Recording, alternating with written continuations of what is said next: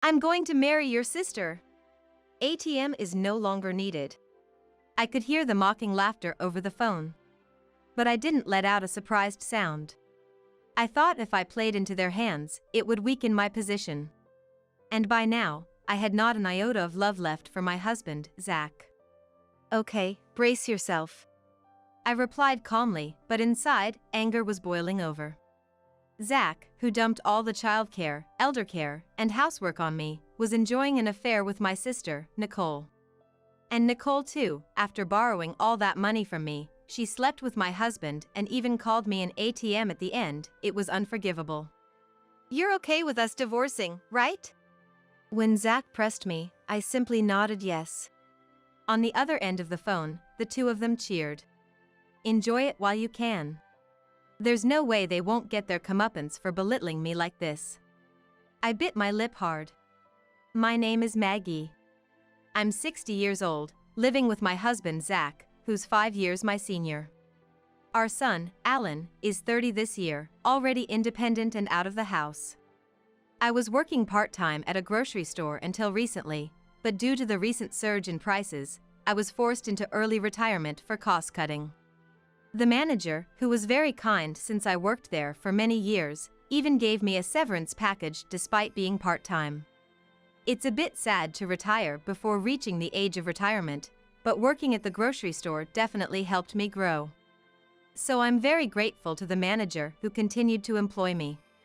One might think I'm set for a slow life in retirement, but actually, I'm having some domestic issues. Well, more with Zach than with the household. With our loveless and distant marriage, I'm very anxious about living together for many more years. Why did it come to this? Let me start from the beginning. I met Zach over 40 years ago. Back then, I was a student job hunting, talking to various industry veterans. Most of them were seniors from the newspaper club I was part of. At a club drinking party, many alumni, including Zach, would show up. Maggie, what kind of company do you want to work for? Zach, rumored to be the handsome senior in the club, asked me with a comfortable distance. I honestly told him I wanted to work for a stable company. How about the bank I work at? Banking's probably the most stable, right? Indeed, it seems like a solid job. While my response was cliché, I was happy Zach invited me to his bank.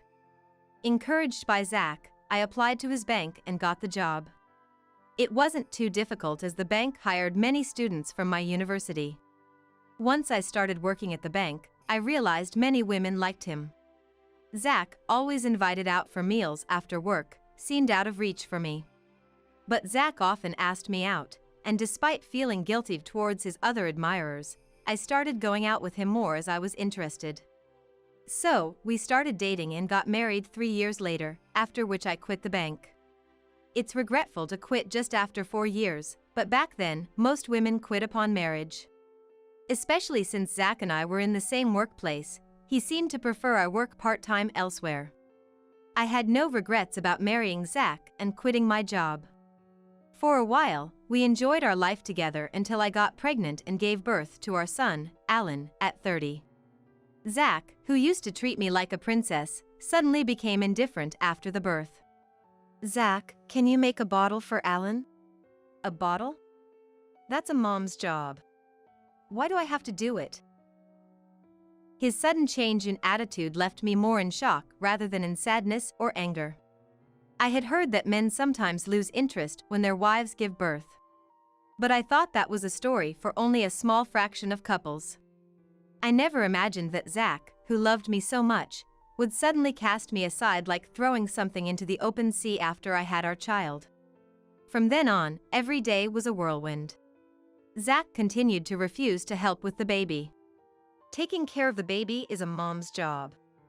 Plus, you're a housewife, so it's natural for you to take care of it. I'm busy with work. Zach had his plausible reasons, but they didn't satisfy me.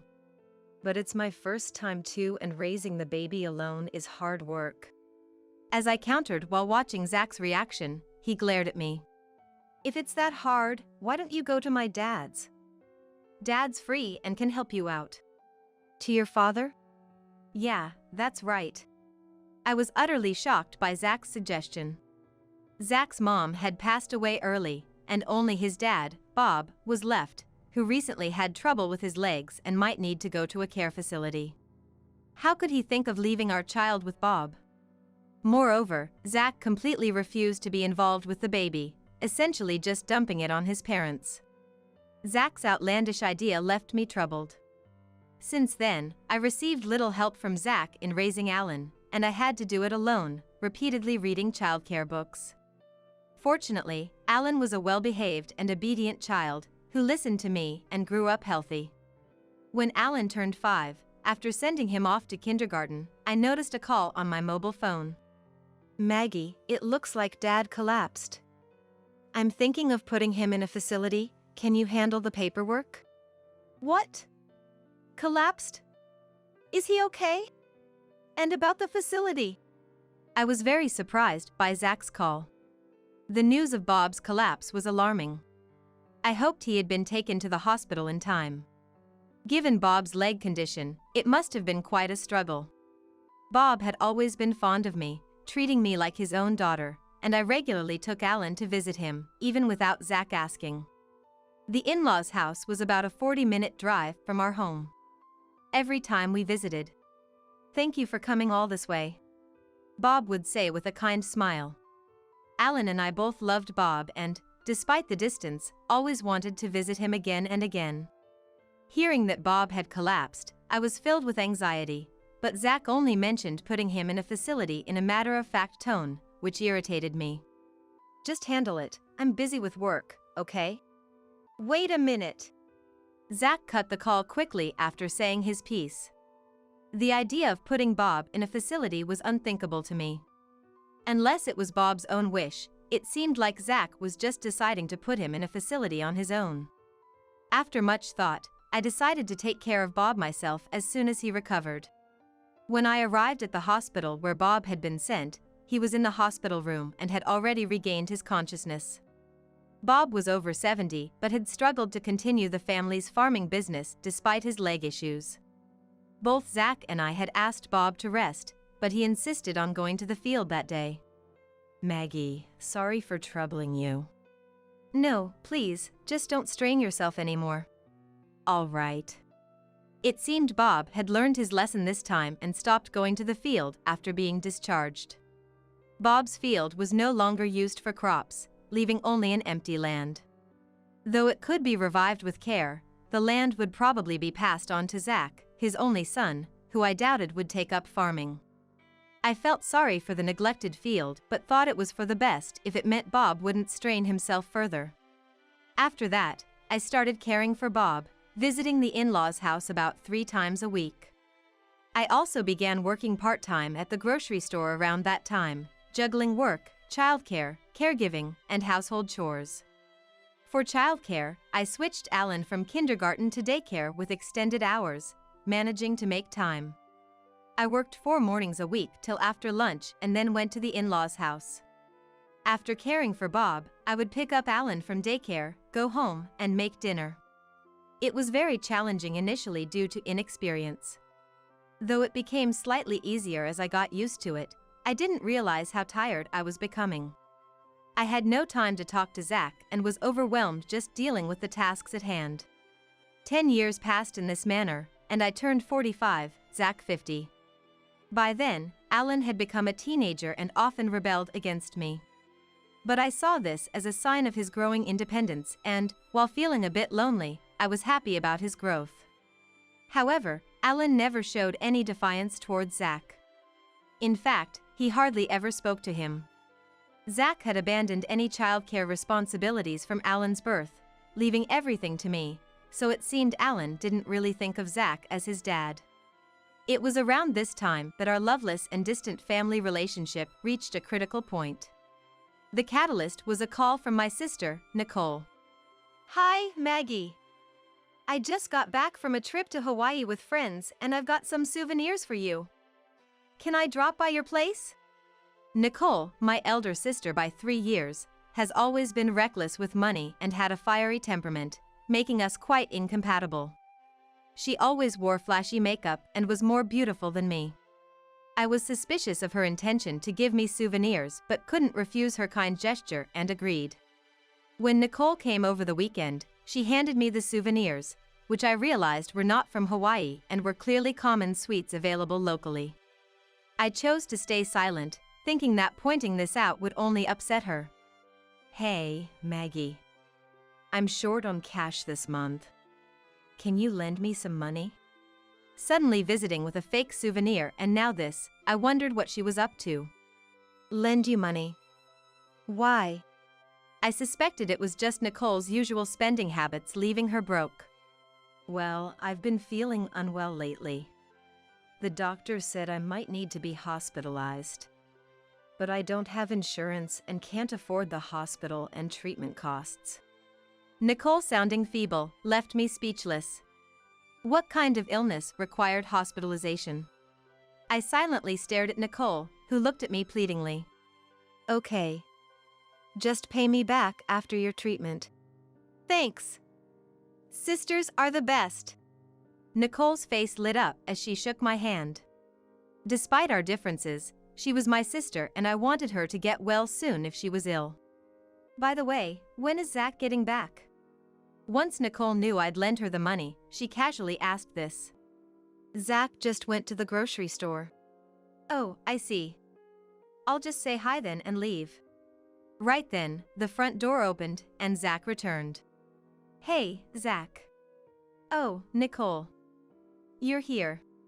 "Yes, just had something to discuss with Maggie. But I'm done now and will be leaving." As Nicole stood up and passed by Zach, she seemed to whisper something in his ear. After Nicole left, "What did Nicole say to you earlier?"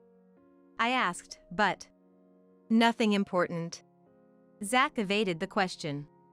I remained curious but soon forgot about it. The discovery of Zach and Nicole's affair happened a month later. I planned to visit Bob that day, but work got extended, so I postponed my visit to the in-laws' house to the next day and went home as usual. Alan was at the library, so only Zach should have been home. "Why are there women's shoes here?" As I took off my shoes at the entrance, I noticed a familiar pair of heels. They were the high heels Nicole wore over the weekend.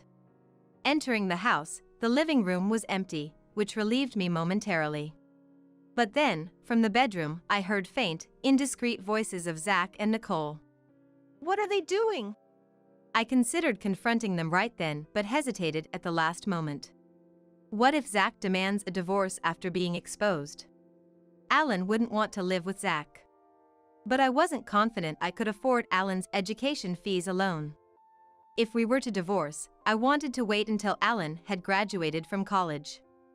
Frustrated, I decided to leave the house, pretending I saw nothing. Instead, I gathered evidence of the affair, taking photos of their traces and secretly saving the exchanges between Zach and Nicole from his mobile phone. It appeared they had been having an affair for about 6 months. Despite the anger boiling inside me, I reminded myself it was for Alan and endured, not exposing the affair. Another 15 years have passed since then, and Alan is now part of the working world. After graduating from college and leaving his first job early, Alan set up his own business and is now working hard as its president. And as the story goes, I had retired from the grocery store, but I was working a little at Alan's company. I had been giving Nicole money for her treatment bit by bit, but when her requests became too persistent, I grew reluctant to lend more and started ignoring her calls. In fact, the signs of Nicole and Zach's affair had disappeared about a year after it came to light. Zach probably got bored of Nicole. He changed his mind and chose to stay married to me. Knowing this, I couldn't bring myself to pursue the matter of the affair anymore and decided to pretend it never happened. But I realized my naivety when I heard about Bob's death. I got the news about Bob from Zach during the day. Bob had lived a long life until 95, but I was deeply shocked by the loss of Bob, who I had cared for so long. Bob, unlike Zach, was kind and considerate, so his passing felt like losing my own parent. Yet even then, Zach said, "Dad seems to have accumulated a lot of wealth, so that's exciting." Laughing. I was so angry that I thought of giving Zach a piece of my mind, but then I heard a woman's laughter from nearby. Oops, did she realize we're together? I was chilled to the bone at the sound of Nicole's voice. Had Nicole and Zach's relationship not ended after all? For 15 years, they had continued their affair without my knowledge.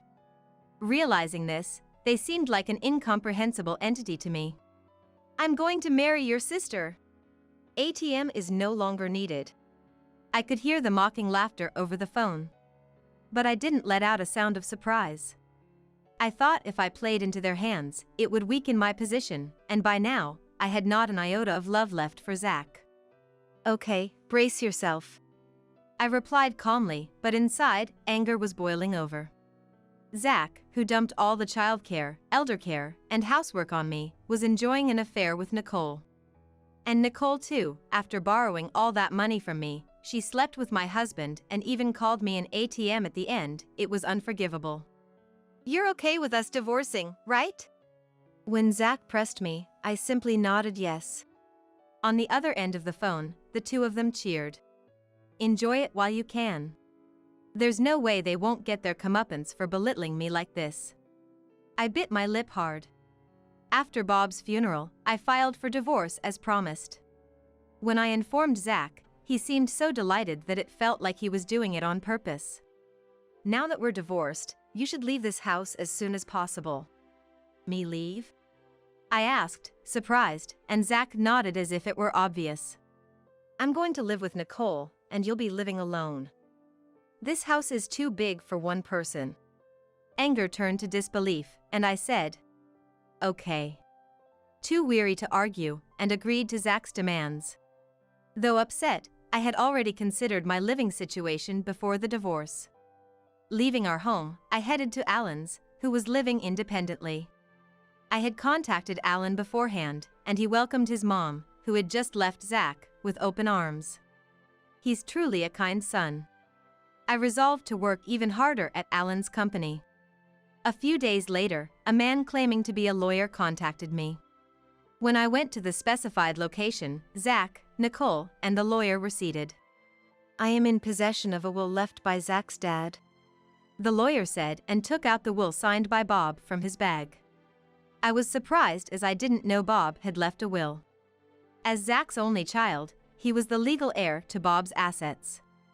Being no longer Zach's wife, I had no claim to any inheritance. Why was I called then? As I wondered, the lawyer read the will. Its contents were astounding. Bob had left half of his assets to me. That meant the field Bob owned was now part of my estate. While Zach would inherit the other half due to his legal share, he had surely not expected me to inherit anything. Why does Maggie get half of the inheritance? I'm his only son, I should receive it all. Dad was very grateful to Maggie for her selfless care, even though they were not related by blood. He meant it as a thank you. Bob. I was deeply moved by Bob's thoughtfulness. What the heck is this? I thought we could finally relax with the inheritance. Nicole twisted her face in frustration. The lawyer then mentioned that Bob's will had also left all of his debts to Zach, but it seemed Zach and Nicole were too upset to hear that part. I was overwhelmed with gratitude towards Bob, and before I knew it, tears were streaming down my face. Thank you, Bob. Seeing me in tears, the two of them seemed to grow even angrier, but the lawyer concluded. That is the content of the will. With that, Zach and Nicole seemed to snap back to reality. I'm not happy about losing half, but hey, we still have half of the inheritance left. Gotta thank the law for that. Zach said as he patted Nicole's shoulder, who nodded in agreement, right. Well, we'll be leaving now. We won't have anything to do with you anymore, so take care. They laughed loudly as they left. I returned to Alan's house, savoring Bob's last act of kindness. After receiving the inheritance from Bob, I continued working at Alan's place without incident, and before I knew it, 2 months had passed. That's when Zach called me, on a Sunday. Alan and I were both off work, relaxing at home, but my mobile phone started ringing insistently. Zach! The air froze between me and Alan as we realized it was Zach calling. Why is Dad calling? He abandoned you, and now what does he want? You don't have to answer. Alan said so, but the phone kept ringing persistently. Irritated, I decided to answer to silence Zach. What is it, calling me repeatedly? You said we wouldn't have anything to do with each other ever again. I answered with a tone of annoyance, but Zach seemed not to hear me and started talking frantically. Hey, what's going on? Why are you working at Alan's company? And why is Alan's company being featured on TV? And what's with showing your fancy house? Zach's near hysterical voice echoed through the phone, causing Alan to frown. You saw the TV. I realized why Zach was calling all of a sudden. Recently, a TV station had interviewed Zach's gym, and it was broadcast yesterday. Alan's gym, which combines a gym and cafe, had caught the TV station's interest due to its novelty. Since opening, the gym had rapidly increased its membership, and Alan appeared on TV as a successful young entrepreneur, even showcasing our home as Zach mentioned. The house we live in now, Alan's home, is quite luxurious, far surpassing the neighboring houses in size. So Zach saw Alan's house and was shocked enough to call. What do you mean you guys are living in such a big house? Over here, Nicole used up all of Dad's inheritance, and I even got left with his debts. Damn it, I didn't hear about that from the lawyer back then. Zach yelled angrily over the phone. But back then, the lawyer did mention that Bob had left all his debts to Zach. It wasn't my fault that Zach had not listened, and it was none of my business. It's none of my business, Zach. The lawyer clearly mentioned it, and it's your responsibility for not paying attention. Besides, you knew about Nicole's spending habits even before marrying her, right? I gave her money for treatment and haven't been repaid yet. This just proves to me that you and Nicole are the worst kind of people, quick to betray someone you should trust. In response to my correct argument, Zach remained silent, unable to say anything. Besides, isn't it all your fault for cheating on me in the first place?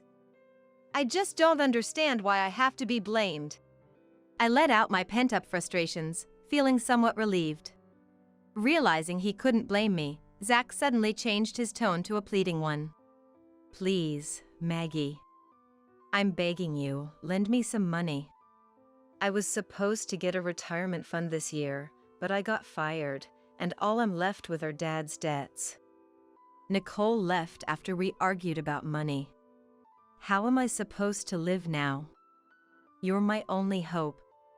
I admit I was wrong about everything. I apologize. Just give me a little bit of Dad's inheritance. You're living a good life with Alan, right? Think of it as helping someone out, okay? His nerve to beg his ex-wife for money after cheating and leaving her was beyond comprehension. Alan, who had been listening to the conversation, looked at me, seemingly wanting to say something. I handed my mobile phone to Alan. Alan turned on the speaker and firmly said to Zach, Dad, you betrayed Mom and married Nicole, right? And I heard you never took care of me since I was born. I don't have any memories of playing with you after I became aware.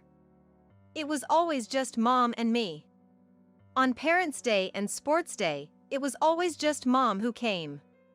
That's why I'm helping Mom with my company and living with her. Why should I, who you never did anything for, lend you money? My only parent is Mom. I won't give you a single dollar. Alan's strong, businesslike tone choked me up. I could sense Zach gasping on the other end of the phone. Alan, how could you say that to your dad? Fine, I won't rely on you guys ever again. Don't insult me. With that, Zach hung up. We looked at the silent mobile phone and then burst out laughing together. Zach begged us for money, and now he says he won't have anything to do with us. What an idiot. Yeah. Dad has always been like that, getting angry without thinking ahead. As we discussed Zach's foolishness, the phone rang again. It was Zach. He probably wanted to ask for money, despite saying he wouldn't contact us again. Fed up, I blocked Zach's contact. That's it. Now that fool can't bother us anymore. Yeah. Thanks, Mom. His gratitude for being raised seemed implicit. I should be the one thanking you. You've given me such a great life. No matter how old you get, you're still my precious son. We reaffirmed our bond as mother and son, grateful for each other's presence in our spacious home. A few days later, my sister Nicole called me. Her request was almost identical to what Zach had said. I couldn't fathom lending more money to Nicole, who hadn't even repaid what she owed me. In fact, I hadn't yet demanded compensation for her affair with Zach, so I successfully sued both of them for damages through a lawyer. They ended up getting divorced after being married. Their marriage only lasted for 2 months. Zach was even worse off than Nicole. The negative inheritance he received from Dad was too substantial. Bob had borrowed a lot of money for farming, managing it all by himself. I hadn't known about it. While caring for Bob, he often complained about Zach. Bob was able to forgive Zach for not taking over the farming business, but the fact that he didn't take care of Alan and not visit his own father was unforgivable. He was also furious with the way Zach treated me, and I always tried to soothe him, saying it was okay. If kind Bob was that angry, Zach must have been quite a negligent son. All of Zach's expected retirement funds were gone due to his dismissal for misconduct. Rumor has it he even tried to embezzle money from his bank to pay off his debts. Had he just worked quietly until the end, he would have received his retirement money. His greed was his downfall. Now, while receiving a pension, he seems to be working 3 part-time jobs to pay off his debts. Starting a new job at 65 and being taught by younger people as a newcomer must be shattering his pride. Although he has worked as a bank employee for many years, his part-time job as a new employee involves a lot of odd jobs. A hard adjustment for someone who never did housework, childcare, or elder care. He'll likely give up soon enough. For Zach, who neglected his son and cheated with Nicole for years, it's a fitting punishment. I hope he manages until the end. As for me, I'm still working energetically at Alan's workplace. The staff, who are around my child's age, treat me very kindly. Our workplace is always full of smiles, attracting many customers. Alan recently got engaged to a girl a year younger than him and introduced her to me. She's a wonderful, sensible young lady. Well respected at work. I was planning to move out when they married, but she insisted we live together. I'm grateful for her kindness and looking forward to our future together. Once I nearly died, and now that I've managed to recover, I feel reborn. I'm starting a new life, and I don't want to take care of some old hag. He said coldly, despite Victor's recovery from his illness being a direct result of me becoming a donor. Looking back, I had never received a single word of gratitude from Victor. In the divorce papers mercilessly handed to me, Victor's signature was already there. Yet, I wasn't shocked, just irritated and anxious. Since he regained his mobility, Victor had been gallivanting around, and I had been harboring suspicions for some time. And now, I had fallen ill. I had stomach cancer. It was progressing slowly, so it was not critical, but I still had to start treatment with surgery and chemotherapy. Full of anxiety, I never imagined being pushed away like this. All my love and trust for Victor vanished in an instant. The hard part is, to Layla, he's undeniably her only dad. I felt guilty about becoming a single parent, but I just didn't have the energy to try and mend things with Victor now that my own battle with illness is beginning. I signed the divorce papers Victor brought and returned them to him. A month later, Victor, having left numerous unanswered calls, finally barged into my hospital room and blurted out something shocking. My name is Karina, a 29-year-old housewife. I had been happily living with Victor, a year my senior, and our 5-year-old daughter Layla for 7 years. Even after getting married, I continued working full-time until I went on maternity leave and then resigned from my job. I wanted to take my time raising Layla, but with the recession and Victor's salary alone not being enough, I had to return to work as soon as Layla could go to daycare. I got a job at an apparel company run by Victor's sister-in-law, Madison. They were looking for an office worker, and my previous experience made me a quick hire. Despite being family, I wasn't coddled, and the workplace was great with many colleagues who also had kids, making it easy to discuss childcare and take leave for emergencies. However, juggling work, household chores, and parenting was incredibly challenging. In the mornings, I prepared breakfast for Victor and Layla, made lunch for Victor, sent him off, dropped Layla at daycare, then headed to work. After work, I picked up Layla, shopped, cleaned, bathed Layla, and prepared dinner. Victor returned home just as Layla finished eating, and I prepared his meal while putting Layla to bed. Despite the hectic days, Victor wasn't very cooperative with housework or childcare. Even when Layla had a fever and I was busy caring for her, he'd casually ask, "Where's my breakfast?" If I asked him to shop for dinner because I had to work late, he'd complain, "I'm tired from work."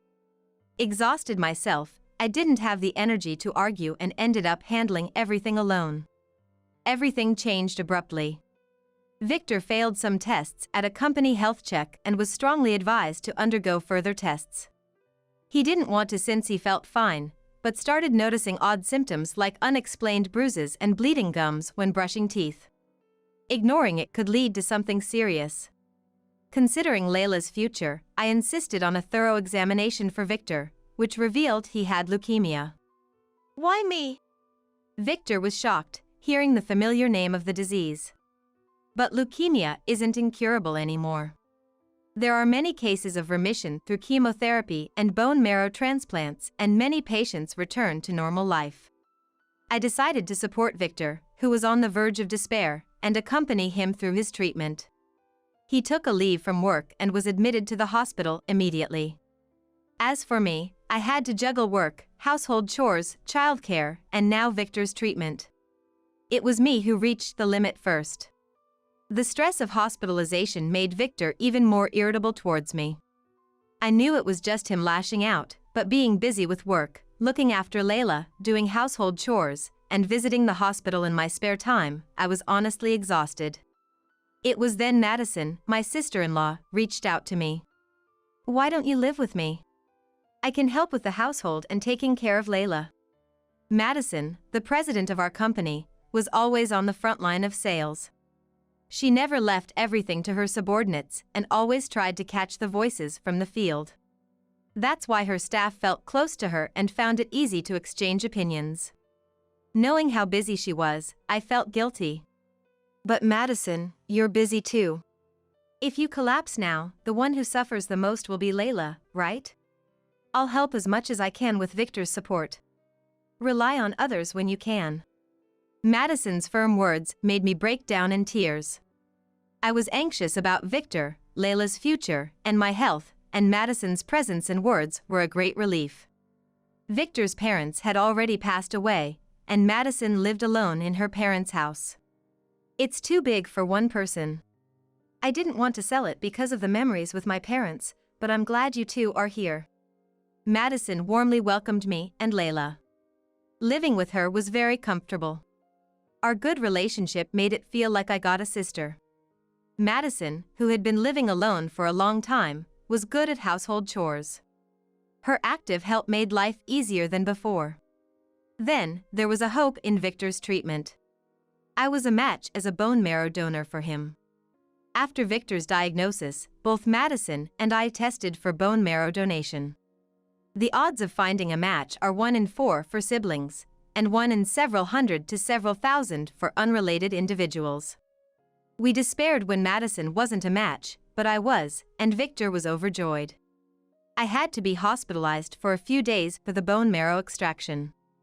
During that time, of course, I had to take time off from work, and I couldn't take care of Layla. Both of these troubled Madison, but she didn't show any disgust. "I'm really grateful you're doing this for my brother. I'll take care of everything, so don't worry about anything but your own health," she said. With Madison's support, I underwent the surgery to donate bone marrow to Victor. He had to stay in a sterile room for a while post-surgery to avoid infections. I was discharged after a few days and, thanks to Madison's generosity, took a couple more days off before returning to work. The hematopoietic stem cells transplanted into Victor began to work properly, and after a few weeks, he was able to move to the general ward. When I took Layla to visit Victor in the general ward, a nurse was in the room. Seeing Layla after a long time, Victor smiled happily. Victor is recovering well. He's young and strong, so he should be able to return to society soon if he continues to progress well. Thank you so much for everything. After expressing our gratitude, the nurse smiled and left the room. True to her words, Victor's condition stabilized, and a few months later, he was discharged. He still needed to rest at home for a while, so the four of us, including Madison, began living together at the in-laws' house. I once again took on the responsibilities of work, house chores, childcare, and caring for Victor, but it was less burdensome than before, thanks to Madison's presence. Madison, who can speak her mind clearly to Victor, told him, "You don't have to overdo it, but try doing some household chores as a part of your rehabilitation." Reluctantly, Victor began to help around the house. However, knowing his physical condition, I often ended up helping him, and eventually, Victor seemed to understand that if he did things slowly, I would come to help him, and he stopped doing even what he could. "I still feel tired." He said it as an excuse, not even trying to get up from the sofa. Once, when a delivery arrived while I was preparing dinner and I couldn't answer the door, I asked him to do it, only to receive a heavy sigh and a complaint. "You're rough with people, even though I'm supposed to be resting."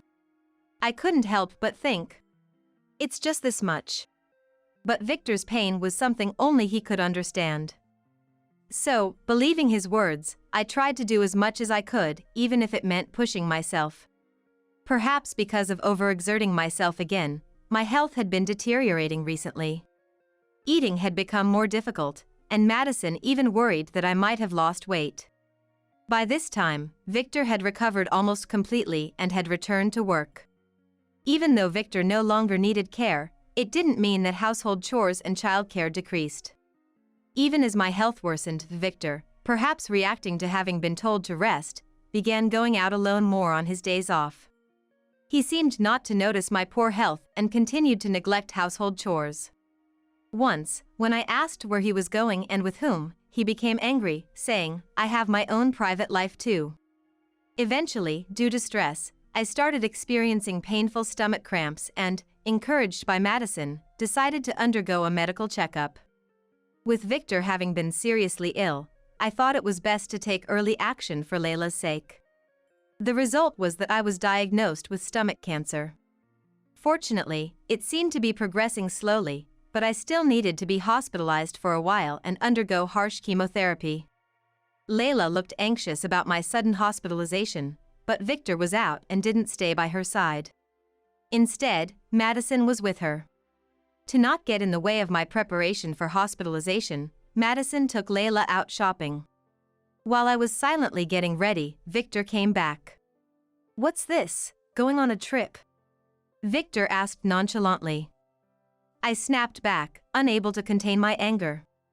"I have stomach cancer." "Stomach cancer? I've been feeling sick lately. I went for a checkup today, and that was the diagnosis. I need to be hospitalized." "Hospitalized? What about the housework? Will Madison handle it?" I was stunned that his first reaction to hearing about my hospitalization was not a concern for me. Indeed, the slow progression of my illness meant it wasn't a matter of immediate life or death. But still, facing a wife who was about to undergo harsh chemotherapy, his first concern was about the housework, which seemed incredibly insensitive. Well, maybe this is for the best. What? Divorce me? Ha! His sudden demand left me bewildered. After all the dedication I gave him during his illness, he drastically changed his attitude the moment I fell ill. I was reborn after nearly dying and recovering. I don't want to spend my life taking care of an old hag. Victor's recovery was thanks to me being a donor. Yet I realized now he had never shown any gratitude. He callously presented me with divorce papers, already signed by him. "You don't even bother to put on makeup at home, you're no longer a woman to me." But I've been so busy with work, house chores, and childcare, I haven't had time for makeup. That's just an excuse. And now cancer? I can't deal with all this. Quickly write your name here. Victor yelled, and I was upset that he even said that to me. He shouted at me to sign the papers quickly. Despite the anxiety of my cancer diagnosis, I wasn't shocked. Ever since Victor regained his mobility, he had been out and about, and my mistrust had been growing. The fact that I was now sick meant all my love and trust for Victor had vanished. The hardest part was that Victor was undeniably Layla's only dad. I felt guilty about becoming a single parent, but with my upcoming battle with illness, I had no energy left to mend things with Victor. I signed the divorce papers he brought and returned them to him. We're nothing more than strangers now, Victor said, smiling satisfactorily as he saw my signature. Hey, are you done? Don't just barge in here. Because you're taking too long. Suddenly, a young woman I didn't know appeared at the entrance. She was dressed in a flashy one-piece dress and wore heavy makeup, looking beautiful. But upon closer inspection, I recognized her. Are you the nurse from Victor's hospital stay? She was Victor's attending nurse, although unrecognizable in her casual clothes. Apparently, she was his mistress. Yeah. She supported me devotedly when I was sick, unlike you. Victor boasted proudly. Supporting a patient is a nurse's job. And it was absurd to compare her to me. Just get out of this house. It's my family home, after all. He was brazen now. Though it was Victor's family home, it was under Madison's name now. But with the divorce, Madison and I were no longer related. The thought of leaving Madison, who Layla adored and who had been so kind and reliable, saddened me more than leaving Victor. But there was no choice. I packed my few belongings into a suitcase, getting ready for the hospital stay. I had no love left for Victor and wanted to leave as soon as possible. As I silently continued my preparations, Madison and Layla, who had been out shopping, returned. We're home.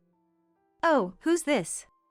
Madison, surprised to see the unfamiliar woman, and Layla, clinging to her and looking around, didn't seem to understand the situation. So I said it clearly.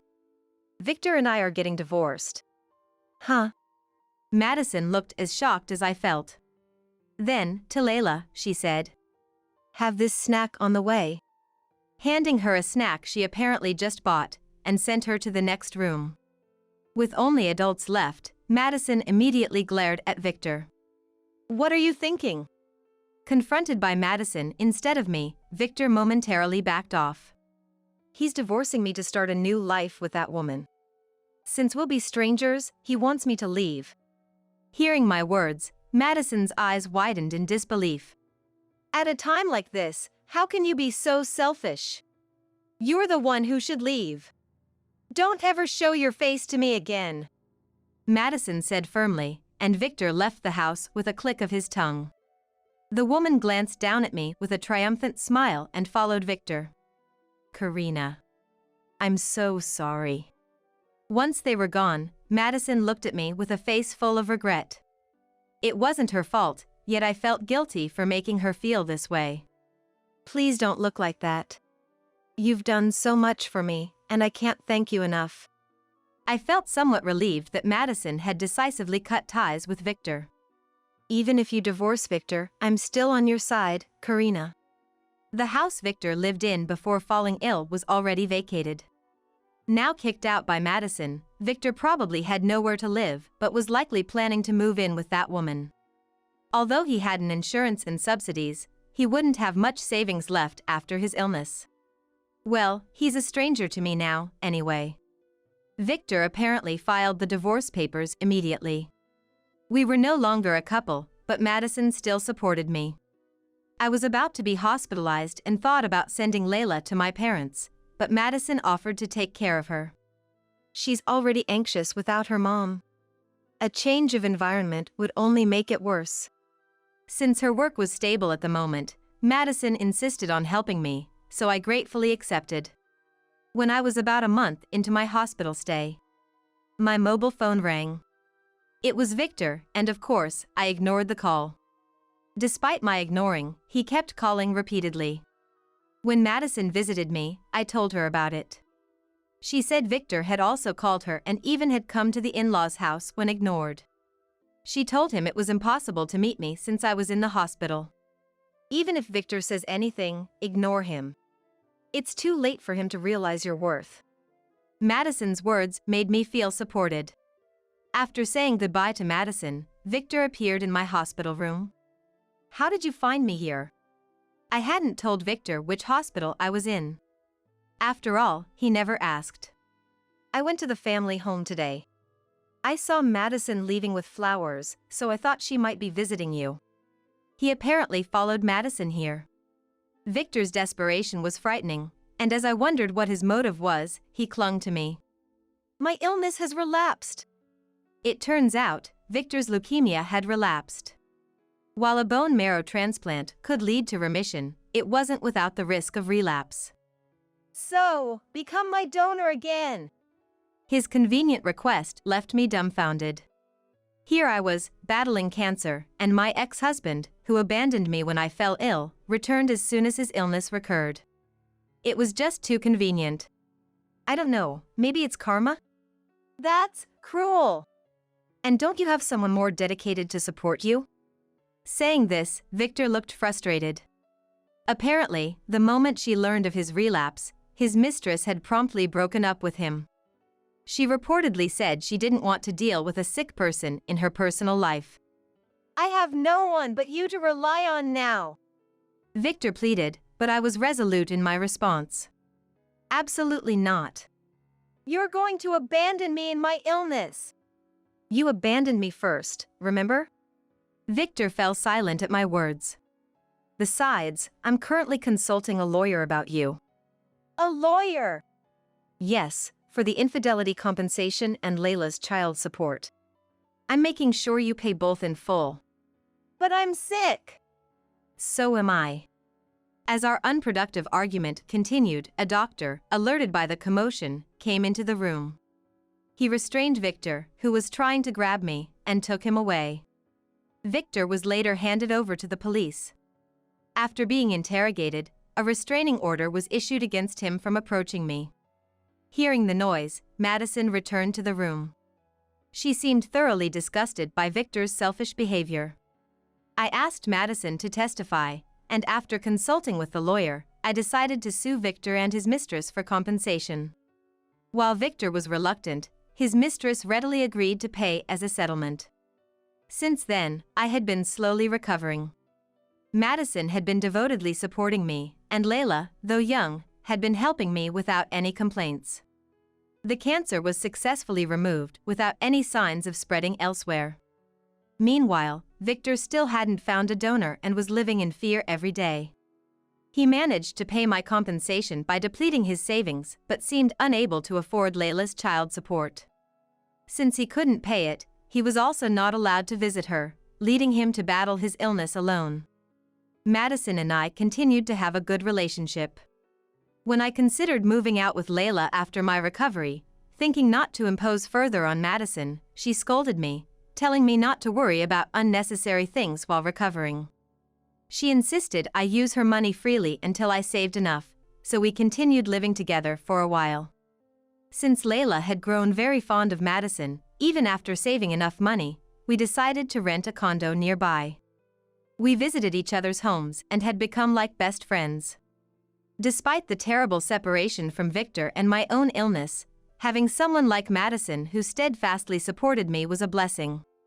I hoped Layla grows up to be a strong, kind woman with a sense of justice like Madison, and I looked forward to spending more time together. At a high-end French restaurant, invited by my son's wife. Before dinner, I went to wash my hands. When I was about to return to the private room, I overheard her voice through a slightly open door. Yeah. My husband, even though he earns over $100,000, he's such a miser.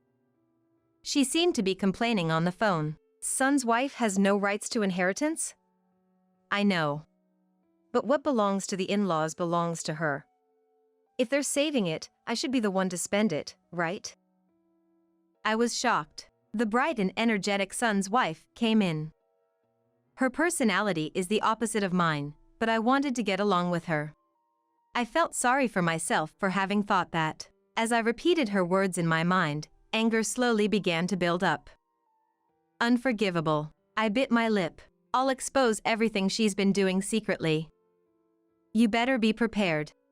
I am Maria, a 67-year-old housewife. I worked part-time for many years but retired after falling seriously ill. With my late husband's inheritance and my pension, I can live comfortably without extravagance.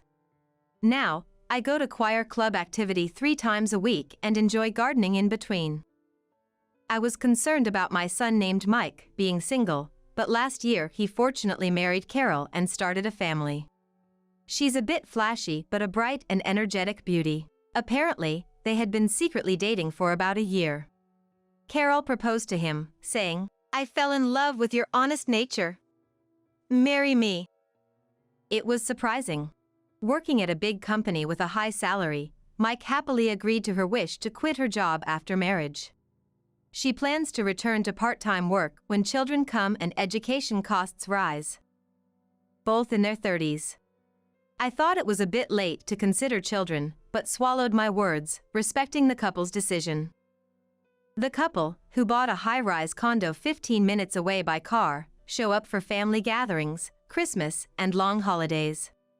They help with gardening and shopping, which is a great help. I believed we could continue a good relationship at a comfortable distance. That was, until that incident happened. I heard Carol's hobby is food touring. Despite her slender figure and pretty face, she has a metabolism that doesn't gain weight and often visits trendy restaurants and goes out for lunches at famous hotels, I learned. A housewife with a hobby of food touring? Does Mike's earnings cover the transportation and meal expenses? Such questions crossed my mind, but I reconsidered, thinking she might be using her savings, and stopped prying further. Then, a month later, Carol invited me for lunch. We met on site and entered a chic restaurant. This place was on a gourmet show. Their croquettes are divine, filled with large shrimp. Even the celebrities were praising it. Oh, is that so? What a shame, I can't eat it. When I ordered the country fried steak sandwich set, Carol showed her displeasure. Maria, picky at your age? No, I have a shellfish allergy. Shell, what? She widened her eyes, heavy with false lashes. Crab and shrimp allergies. Eating them causes hives or stomach pain. It started suddenly in adulthood. Can't you just keep eating and get over it? No. It could be life-threatening with difficulty breathing. How troublesome. Her words irked me, but more so, I was stunned by her lack of knowledge. I thought she'd be more knowledgeable than me, being younger. Perhaps her lack of children means less knowledge. But it didn't end there. It seems that she can't remember my allergy. Despite telling her multiple times, she keeps offering me crab and shrimp. Once, she tried to order shrimp fry when dining with Mike and me, or when invited over, she served shrimp gratin for dinner. Carol, Mom has a shellfish allergy. She can't have crab or shrimp. Mike gently reminded her, and she let out a disappointed sigh, her eyebrows drooping. I made this especially for Maria. I'm sorry. I'll eat it later. We repeated such conversations numerous times, and as we were leaving, Mike said apologetically, Sorry, Mom. She's forgetful. I owe a lot to her bright personality, can't really speak up. I should be the one apologizing.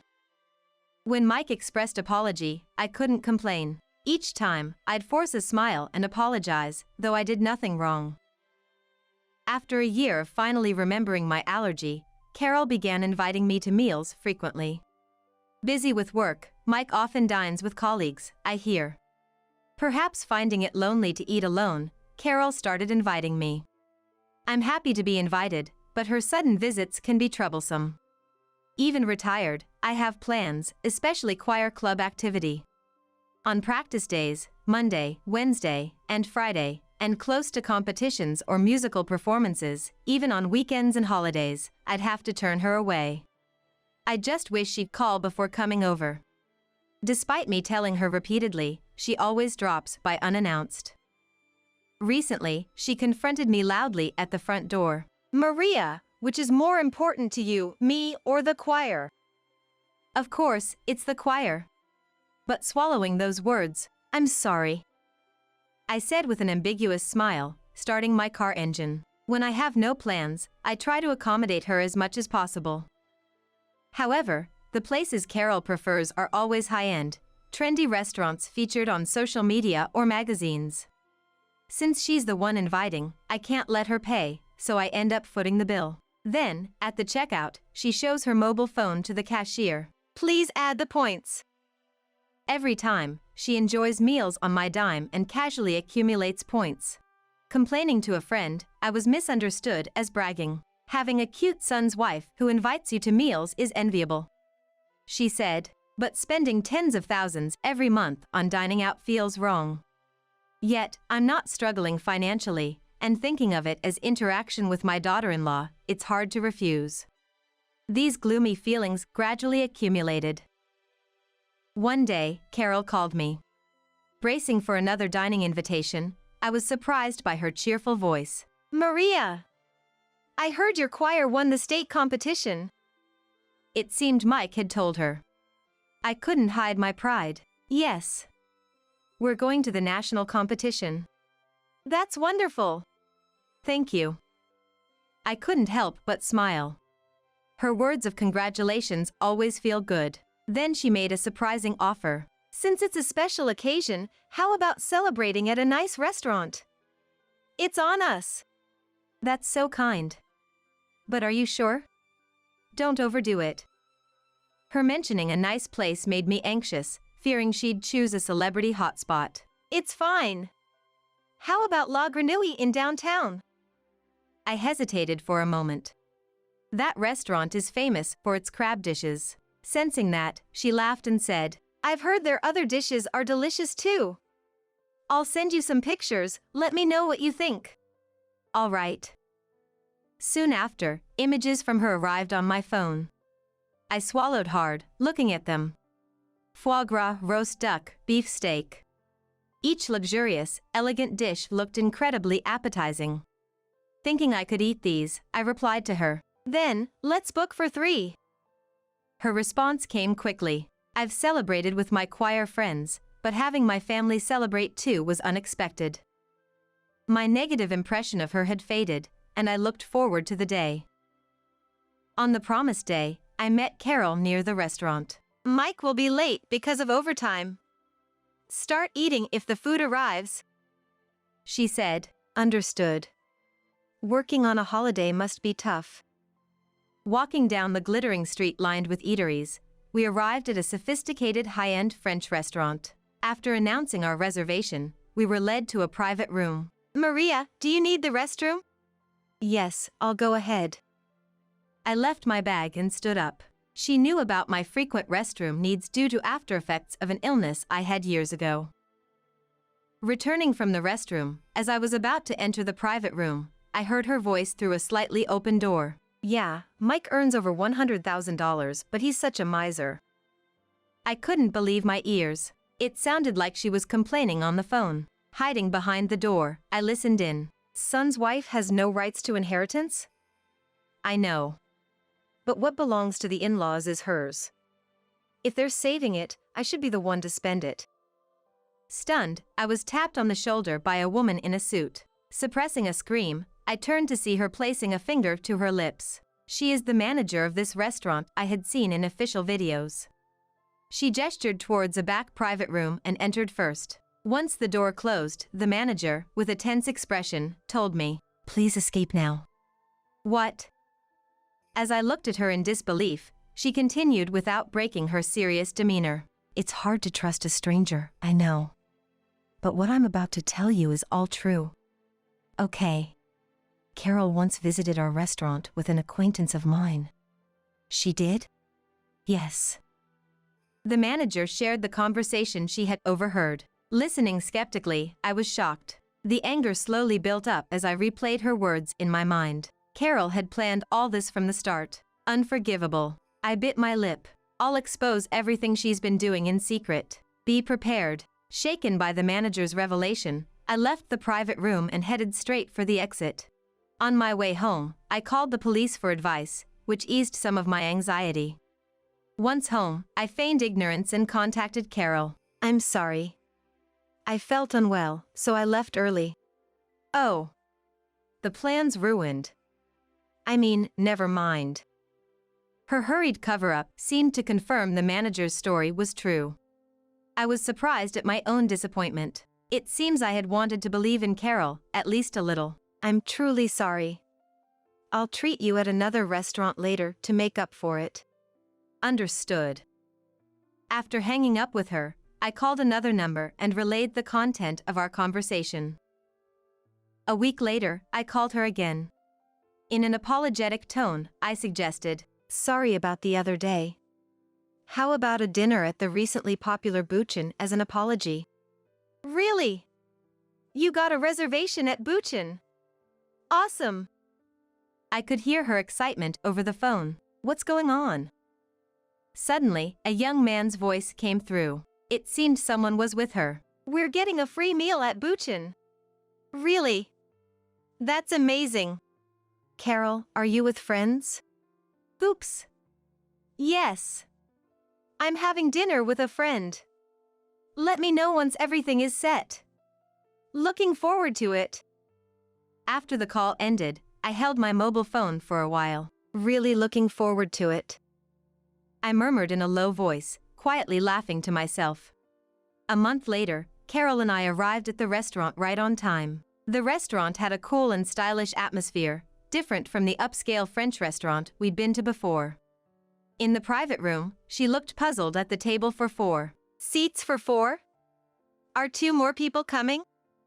I smiled and replied, Yes, I invited someone you know well.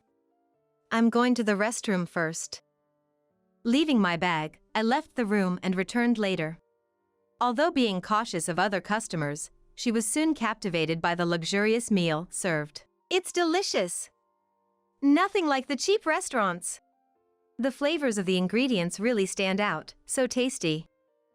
As we were about to dig into the main dish, there was a light knock, and the door opened. Poking at her meat, she let out a surprised yelp. Sean! What are you doing here? You're the one who called me, right? Promised me a fancy meal. I don't know what you're talking about. And who's that woman next to you? Standing next to the young man named Sean was the manager from the upscale French restaurant we'd visited recently. I didn't call her. Stepping forward, the manager gracefully started to speak. Carol, nice to meet you. I'm Sean's ex-girlfriend. Thank you for visiting our restaurant twice. Oh, right, the manager from that fancy French restaurant. Yes, I invited Sean. Ex-girlfriend? What do you want? Eager to return to her meal, Carol frowned and asked the manager. I just wanted to let you know. The conversation you had at our restaurant the other day, we could hear everything outside. Carol and Sean's faces immediately turned pale. You were still there? Becoming a manager and all. Eavesdropping on customers is unbecoming of an employee. The door was slightly open, so I went to close it. That's when I overheard your dangerous conversation.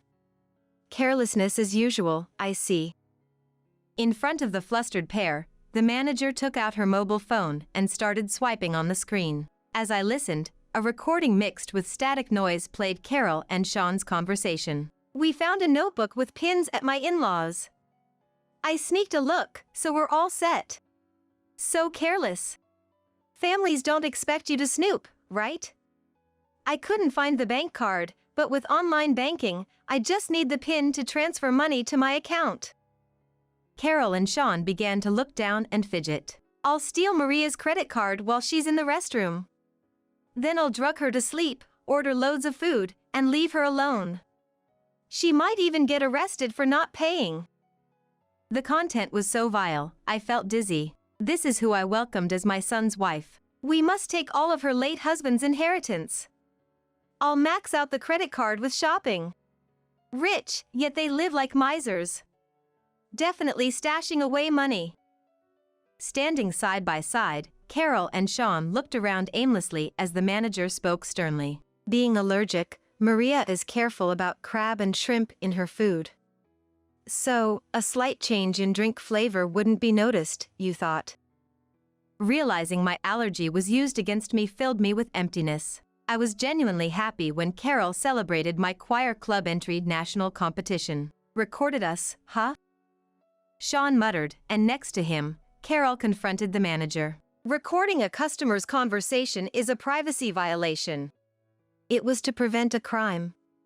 I didn't want other customers to lose money to Sean like I did.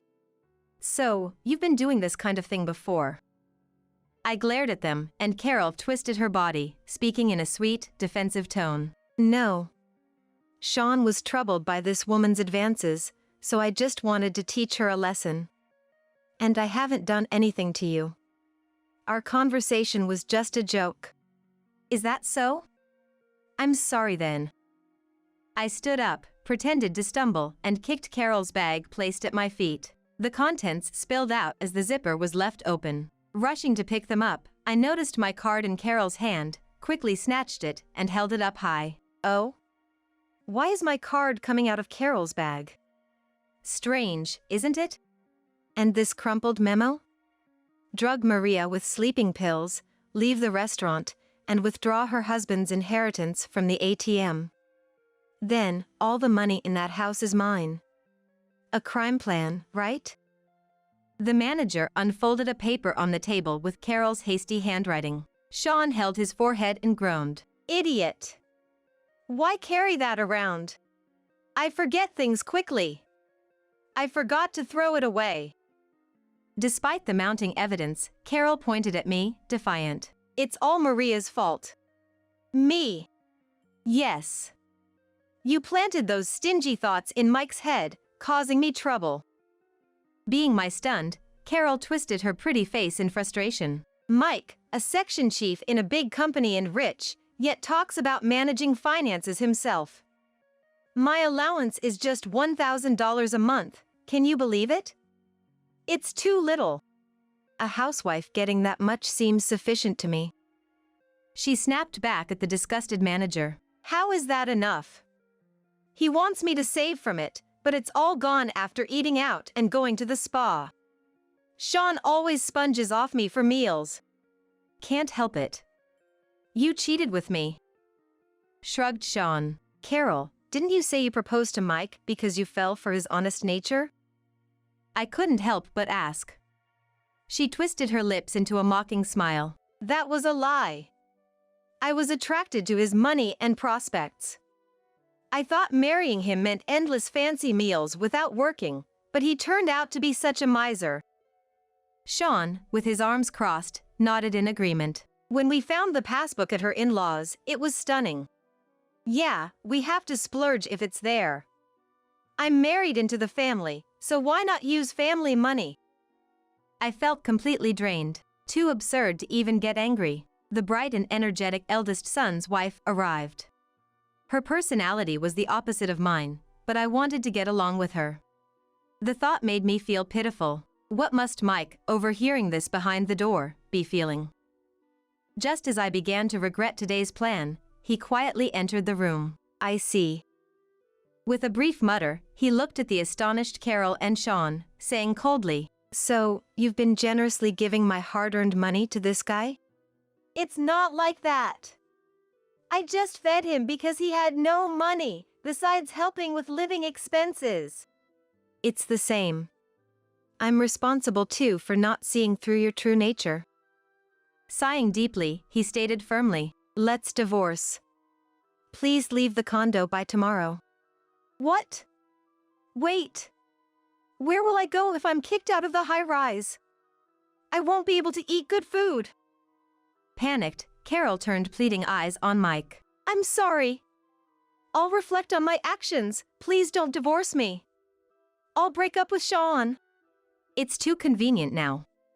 Get divorced and earn your own living. No. I enjoy the luxury of spending my husband's money. Earning my own doesn't have the same thrill. Mike shook his head, tired of her absurd reasoning. Then marry another rich man.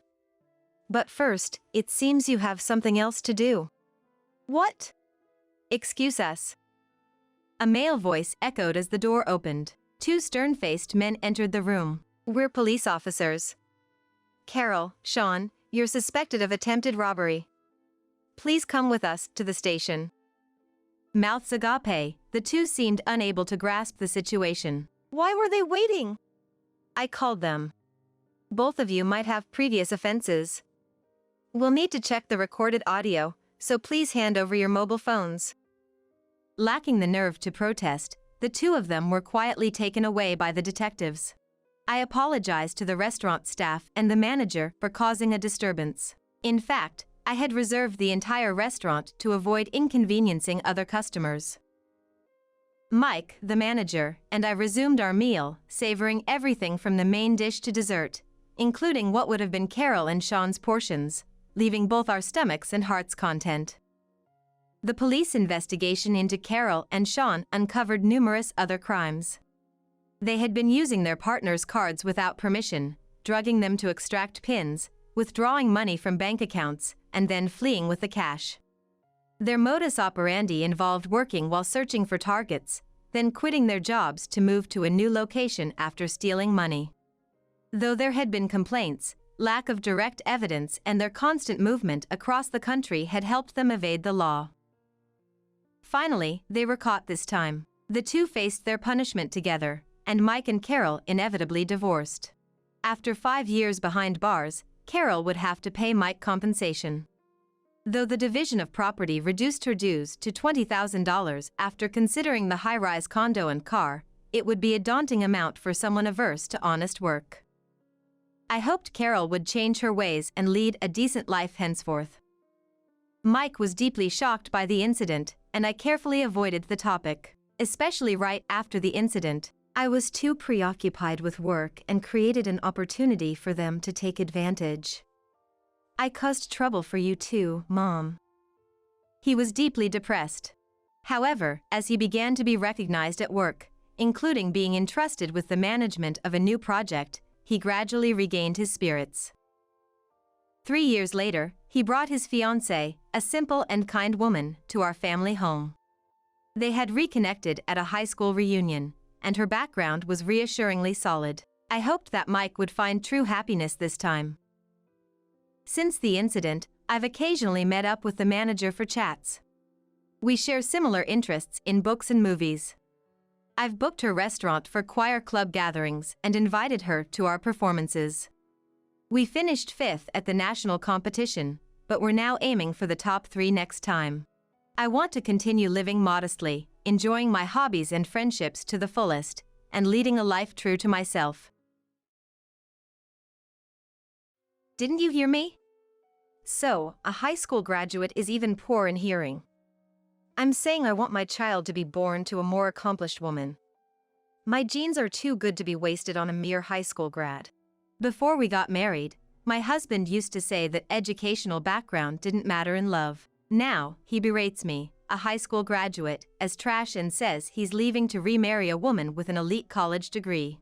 Oh man, what a misfortune to have a wife with such low education.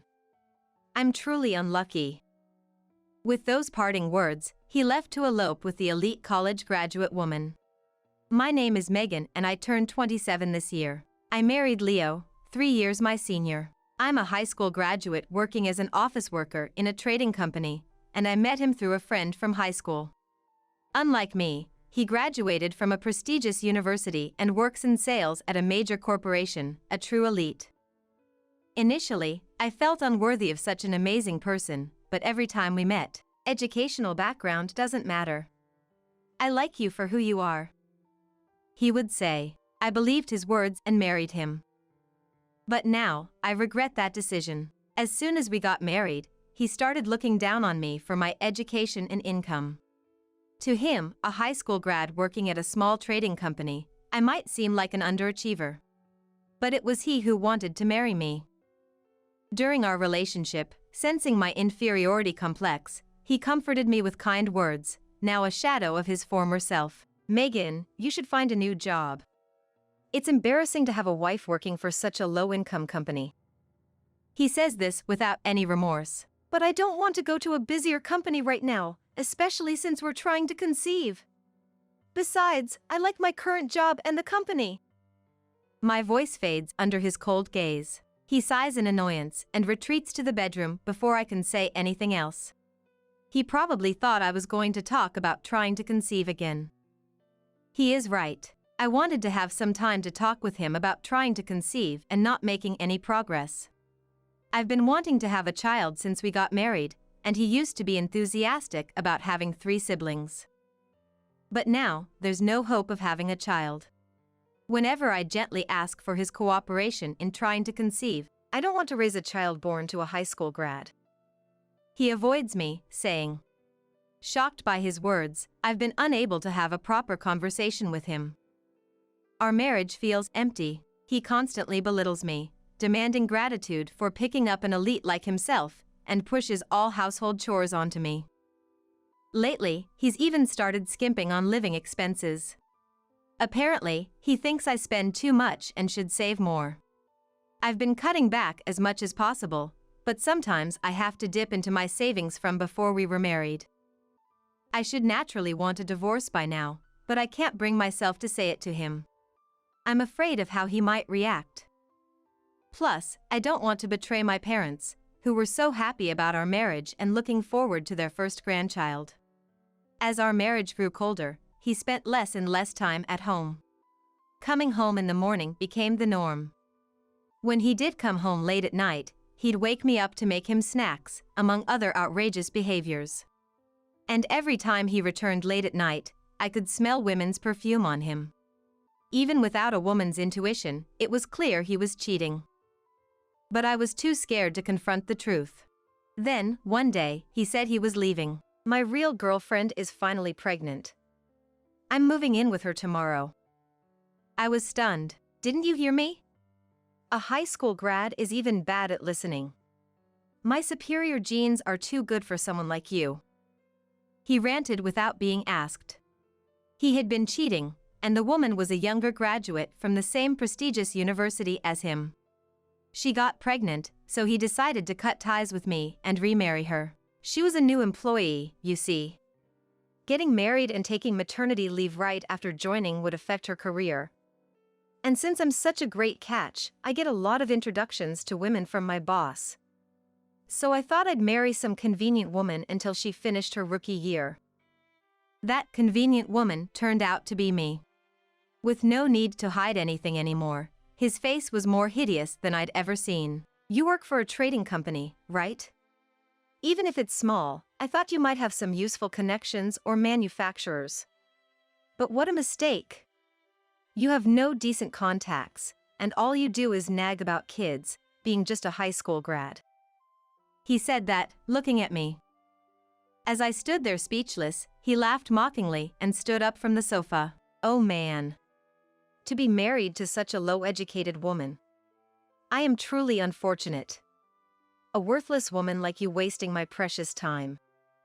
Without even a glance at me, he walked out the front door.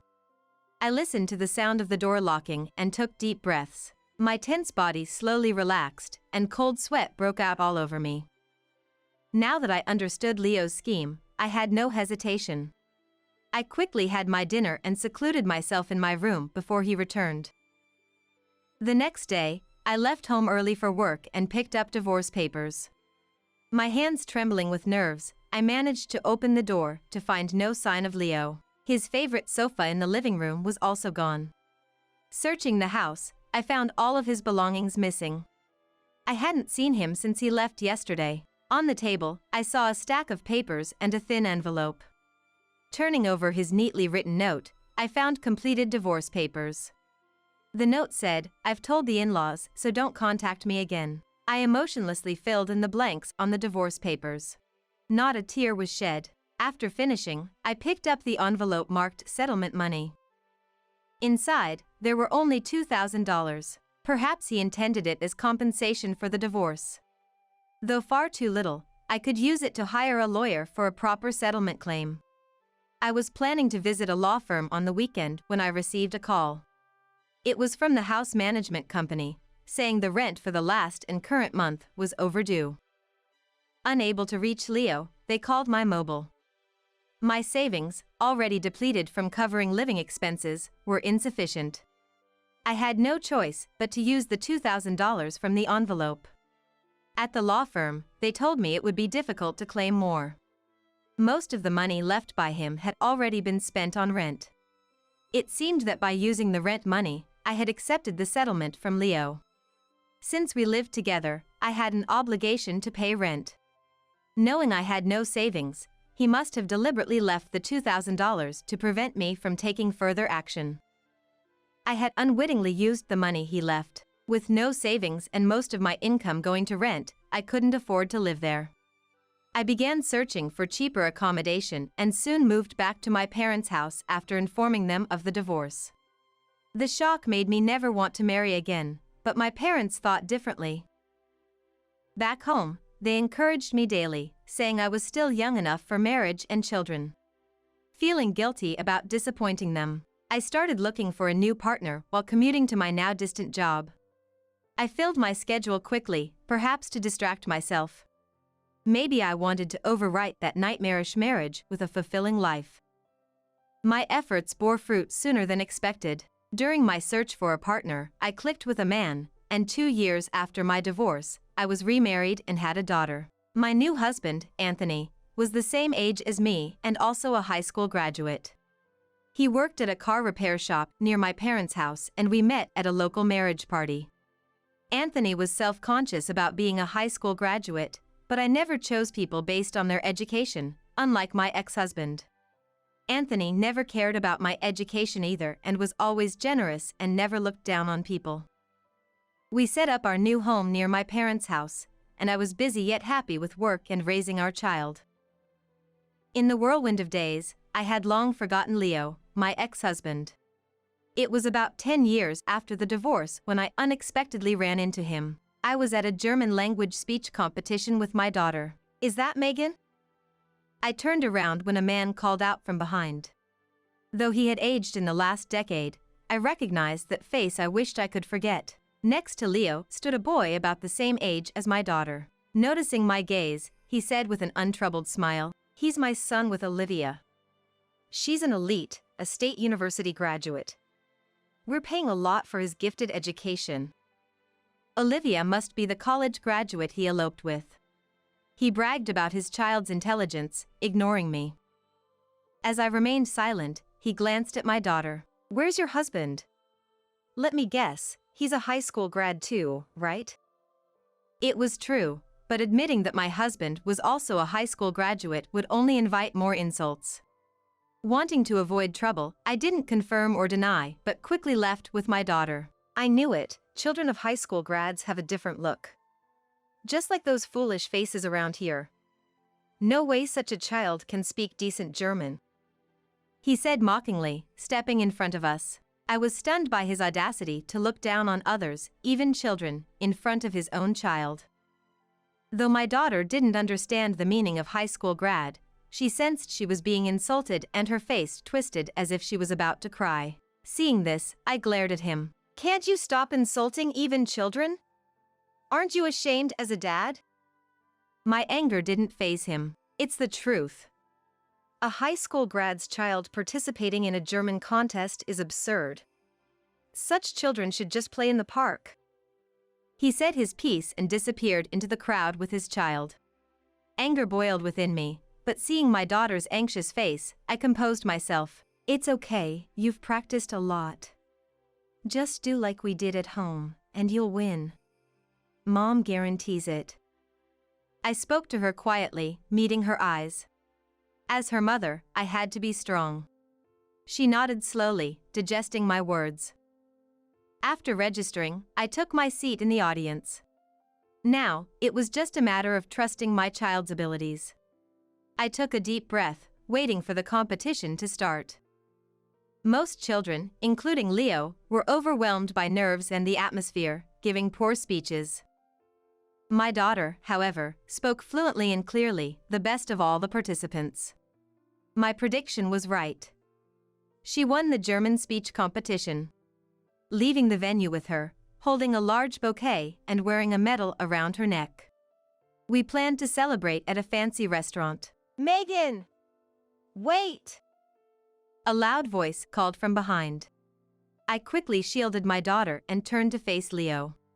His child's eyes were red from crying, enviously looking at my daughter's medal. It's ridiculous that your child won.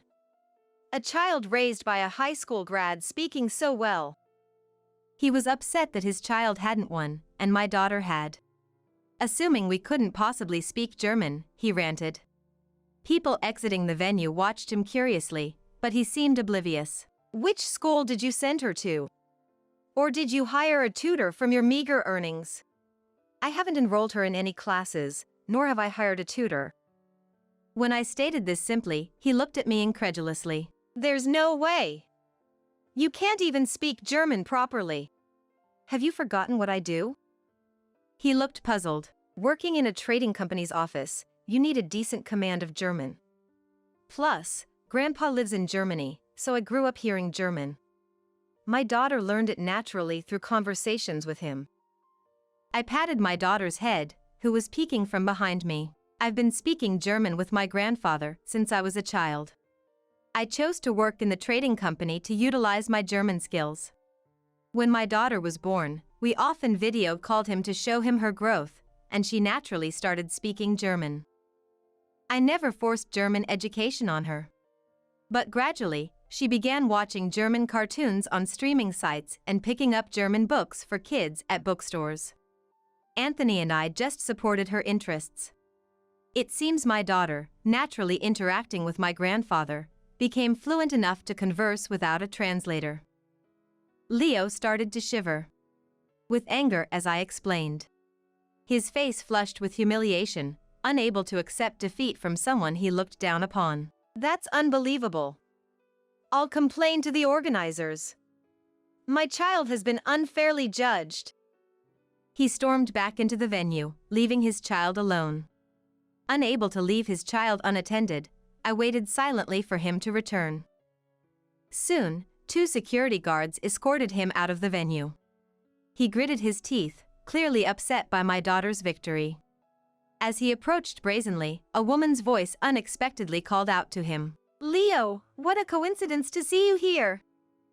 The woman, wearing a neat pantsuit and a speech competition staff badge, caught his attention. With her arrival, he calmed his anger and tensed up.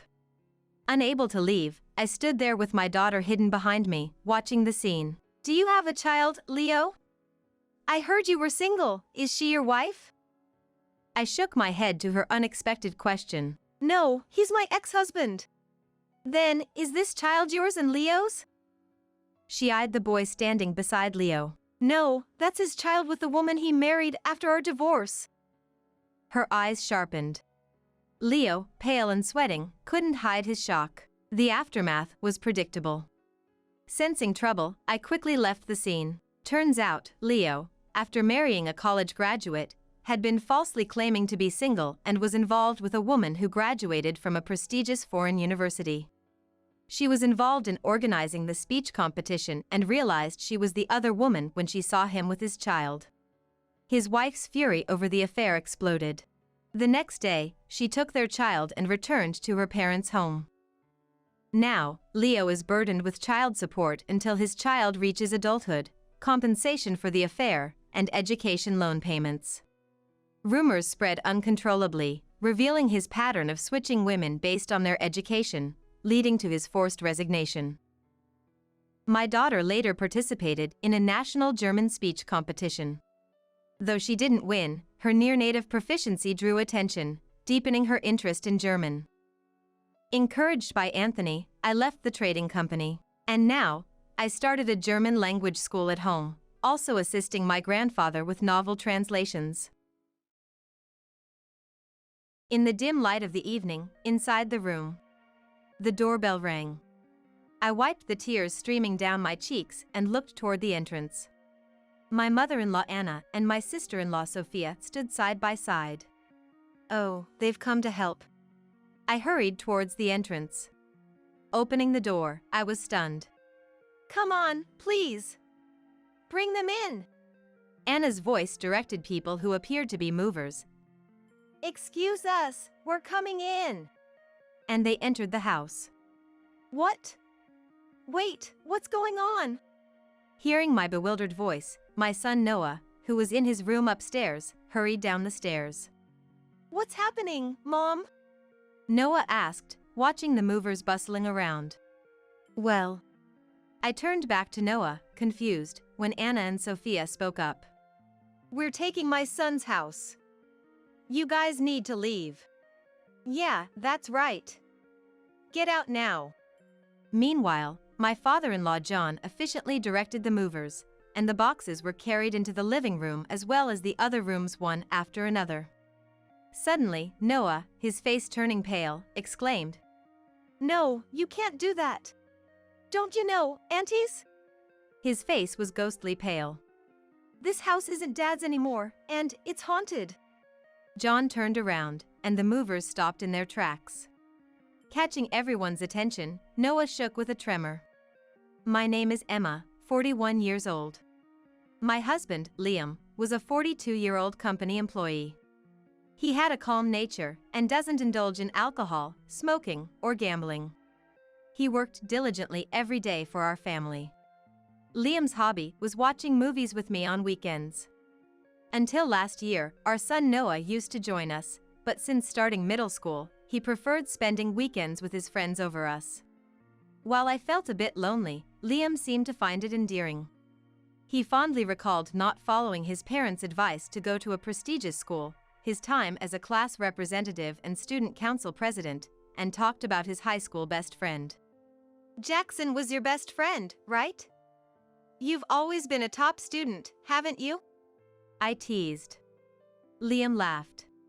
"If my parents heard that, they'd be outraged," squinting his eyes while reminiscing. "Still, I had a great time in school," he murmured. "Are you having fun now?" I asked while watching a rented DVD at home.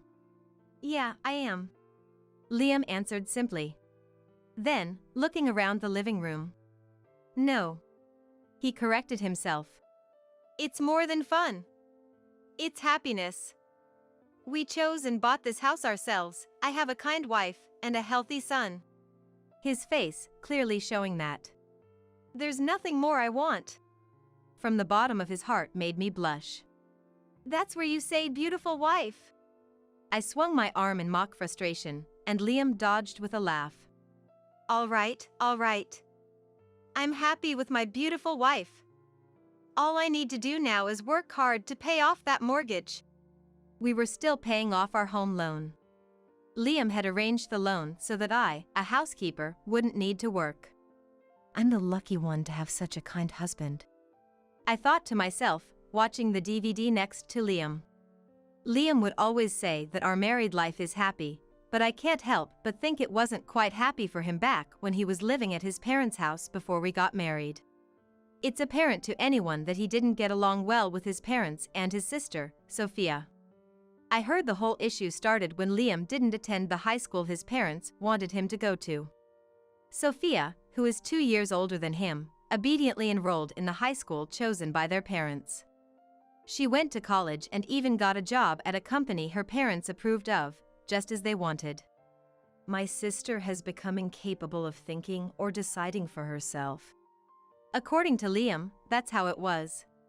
It's easy to just do as your parents say, but then you become a person who can't act without their instructions. You lose the ability to adapt to situations and make your own decisions. As expected, once Sophia started working at the company, she couldn't do anything without being told what to do, felt uncomfortable, and quit within a year.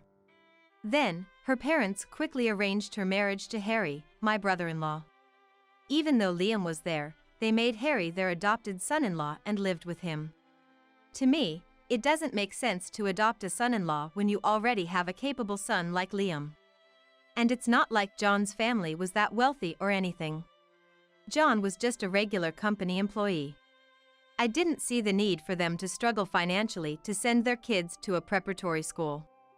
"Ah, that's just my mother and father putting on a show," Liam would say. Apparently, there was a wealthy family living nearby. and their daughter was the same age as Sophia. When they were younger, they used to play with the neighborhood kids, but that changed once they started attending preparatory school. Nothing in particular happened between them and that family, but Liam's parents envied that girl and her family. Determined to send their own children to a preparatory school, they saved up diligently and managed to enroll Sophia into one. As a result, their dinners were humble, except for Sophia's luxurious sandwiches, a rather odd dietary life. Not seeing the need for such a struggle, Liam chose to attend a local high school. I think that was the right decision. But his parents were furious, and from that day, their attitude towards Liam noticeably changed. They used to beam with vanity when mentioning the high school Sophia attended. When people would remark, "I bet your son is too," they might have felt embarrassed admitting he went to a local school. But there's no need to dream of a higher standard of living than necessary. The in-laws and Sophia's family of 3 kids lived in a rented house. Not that there's anything wrong with renting, but I do wonder if they could have spent their money more effectively instead of just for appearances. They even went into debt to send Sophia to a preparatory school and college, and they're still paying it off. I could never understand their way of thinking or their sense of money. This also applied to the allowances given to the kids. The difference in the amount given to Sophia's kids and to Noah, our son, was blatantly obvious. It might be a difference in affection for the grandchildren living with them, but I can't help feeling sorry for Noah. It makes me sigh to think that even Noah is affected by this. It seems that they also didn't like the fact that we owned our house. A 2-story single-family home. Our house is bigger than the in-laws. Showing off with a study, huh? This house is too nice for you. They often came over to our place and made such snide remarks. On top of that, they'd make sarcastic comments like, "Look, there's a stain here," or "The flooring is discolored," and so on and so forth. They would also nitpick. "It's not that impressive after all." They would complain. I really don't see the point of them doing that. If they don't like it, they shouldn't come over. They're just jealous. Or so he said. They're envious because they don't have money and we bought a house, even though we're paying a mortgage. Liam laughed, saying it's all because of their strange habit of keeping up appearances. Harry must have been earning a decent salary. John, who was in his 60s, was still working. But their debt repayment was holding them back. "Don't worry about it," Liam said, but Anna and Sophia would come over when Liam or Noah weren't around. Lately, they've been walking around our house freely while I prepare coffee. "This should be our bedroom. My husband likes this room. This room is spacious, maybe it could be a study room for the kids?" They'd exchange such comments with each other. "What are you doing?" When I finally let my discomfort show, they just smirked and said, "Oh dear, we were just looking around." "Yeah, and you take your sweet time making coffee." I closed the door of the room they were snooping in and had them return to the living room. When Anna asked for a spare key, I felt a bit scared. I couldn't possibly give a spare key to Anna, who walks around someone else's house uninvited. There's a chance she could enter our house when no one is around and rummage through drawers and closets. I thought it was so selfish of them to ask for a spare key when they treated Liam so poorly.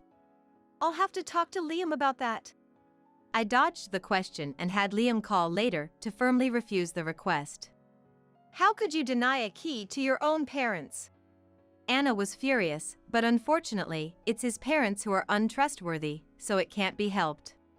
"Anyhow, just come over when either Emma or myself are at home," Liam said, ending the call. Good health is the most important thing. It's a saying we often hear. At this age, I suddenly felt the weight of those words. Liam was diagnosed with cancer. After feeling unwell in his stomach and getting tested, we were lost for words. Each test revealed more cancer spread throughout his body. The doctor said that without surgery, he only had a few months to live. We had insurance, but it wasn't enough. We had to deal with not only the hospital bills but living expenses and our mortgage too. The happiness we had built fell apart in an instant. I was trembling with fear of losing Liam and the uncertainty of our future. I didn't know what to do and was just scared. I'll ask my parents for help. My parents had already passed away. Being an only child, I had no other family to turn to. Okay. I'll go too. We told Liam's parents, Sophia and her husband, about his condition and asked for financial help. Cancer can be treated pretty easily these days, right? Sophia didn't seem to grasp the situation. The in-laws were hesitant about giving financial aid, though not as much as Sophia. I thought I heard you finished paying off your debt a few months ago. Yeah, we finally managed to. Please, we will definitely pay you back. Lend us the money for the surgery and hospitalization. The money you were going to spend on my education, lend it to us now. Please. I will work too, please just help us. We begged, going on our knees and crossing our hands together. No way. We've only just started being able to afford some luxuries recently. I have insurance that will waive the mortgage if I die. Should that happen, I'll even sell the house to pay back what we borrowed from you. We'll write a memorandum too. We pleaded again and again. But despite somewhat expecting it, we were devastated when Liam's parents shook their heads, refusing to help. In that case, why don't you just sell the house now? Of course, we knew that might be our only option eventually. But if we were to sell it then, we would have to make sure that the money we make can cover hospital bills, treatment costs, and even the rent for a new place for us after subtracting the remaining mortgage. I heard that before we got married, Liam used to send money home to his parents even after he had moved out. It seemed only fair that they could spend a little money for Liam now. No matter how much we pleaded, my in-laws and Sophia's answers didn't change. Liam straightened his back and replied in a flat voice. Understood. That's fine. As we were leaving. Wait a minute. Harry caught up with us. This isn't nearly enough, and I'm embarrassed to say I don't have any savings. And he handed Liam $1,000. Of course, he wouldn't have savings. He was helping with the debt repayment. Despite their boastful claims of, we finally paid it off. It was also thanks to Harry. I'll try to persuade them again. Please don't lose heart. We thanked Harry deeply for his kind words. Thank you. Just the thought is enough. But still, do you have a plan? Yes. Like my sister said, we're thinking of selling the house. Really? I couldn't help but exclaim. Selling the house isn't simple. There are many procedures to go through, and it will take time. There wouldn't be enough time for Liam's hospitalization, which was in a few days. Even if we managed to sell it, we would need to find a new place to live. It's not going to be easy or quick. Don't worry. I just remembered someone who might be able to help. Liam said, smiling at me. Liam fought hard with the cancer for 2 years since the diagnosis. Despite being given only a few months to live, we made many happy memories as a family of 3, in and out of the hospital. We had grown distant with my in-laws, but when the doctor said, he probably can't return home, I contacted them. They visited a few times, but they would just say, he still looks okay, in a cold manner, and go back home right away. It's as if they were just coming to see how much longer Liam has left. I shook my head, trying to dismiss the thought. Surely not. Contact his family. The doctor said. The time had finally come. I called Anna hastily.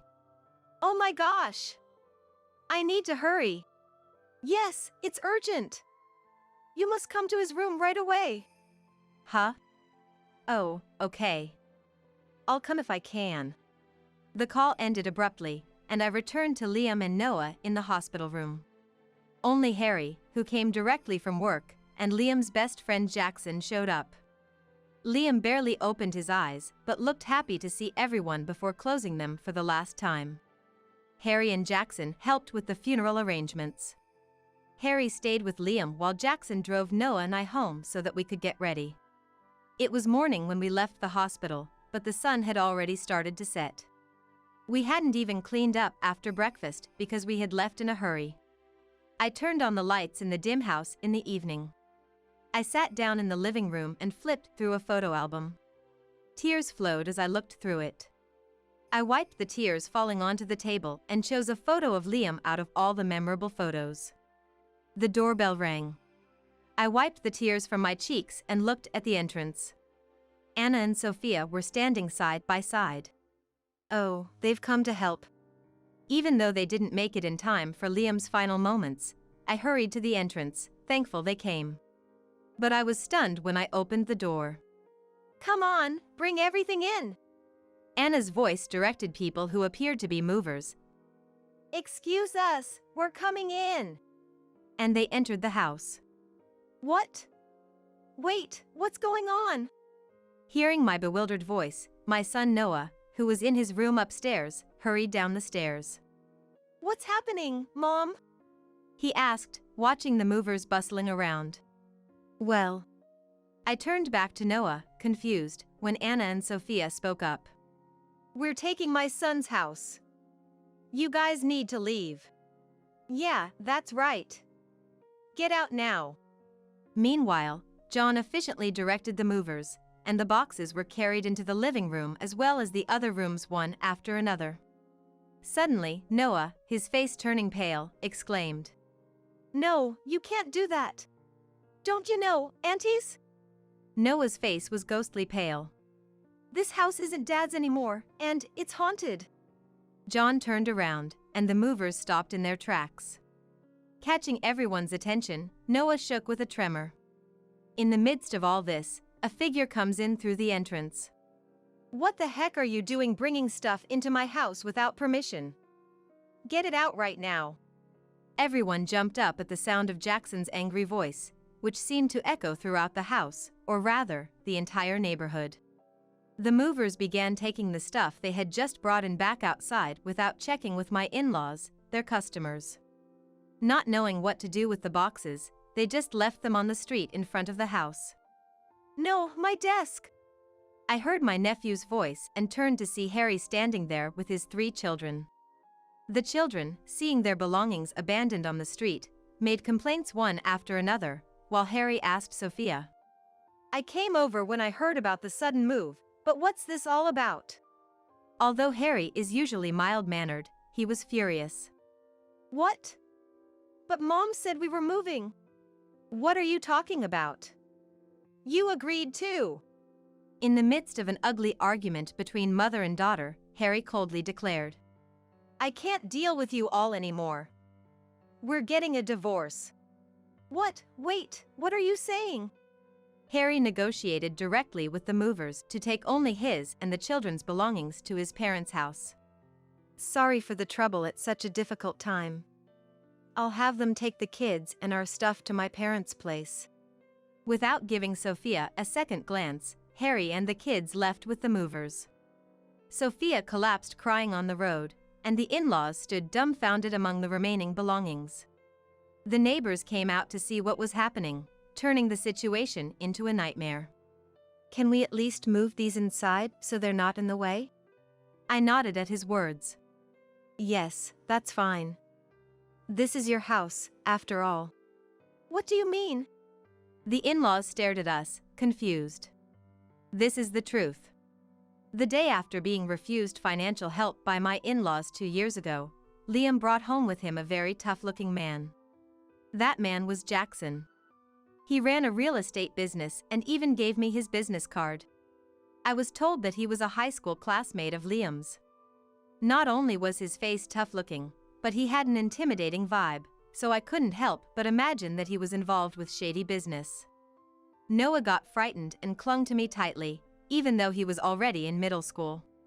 I glanced at Liam with concern. Noticing my gaze, Liam tilted his head and then laughed as if he just realized something. It's okay.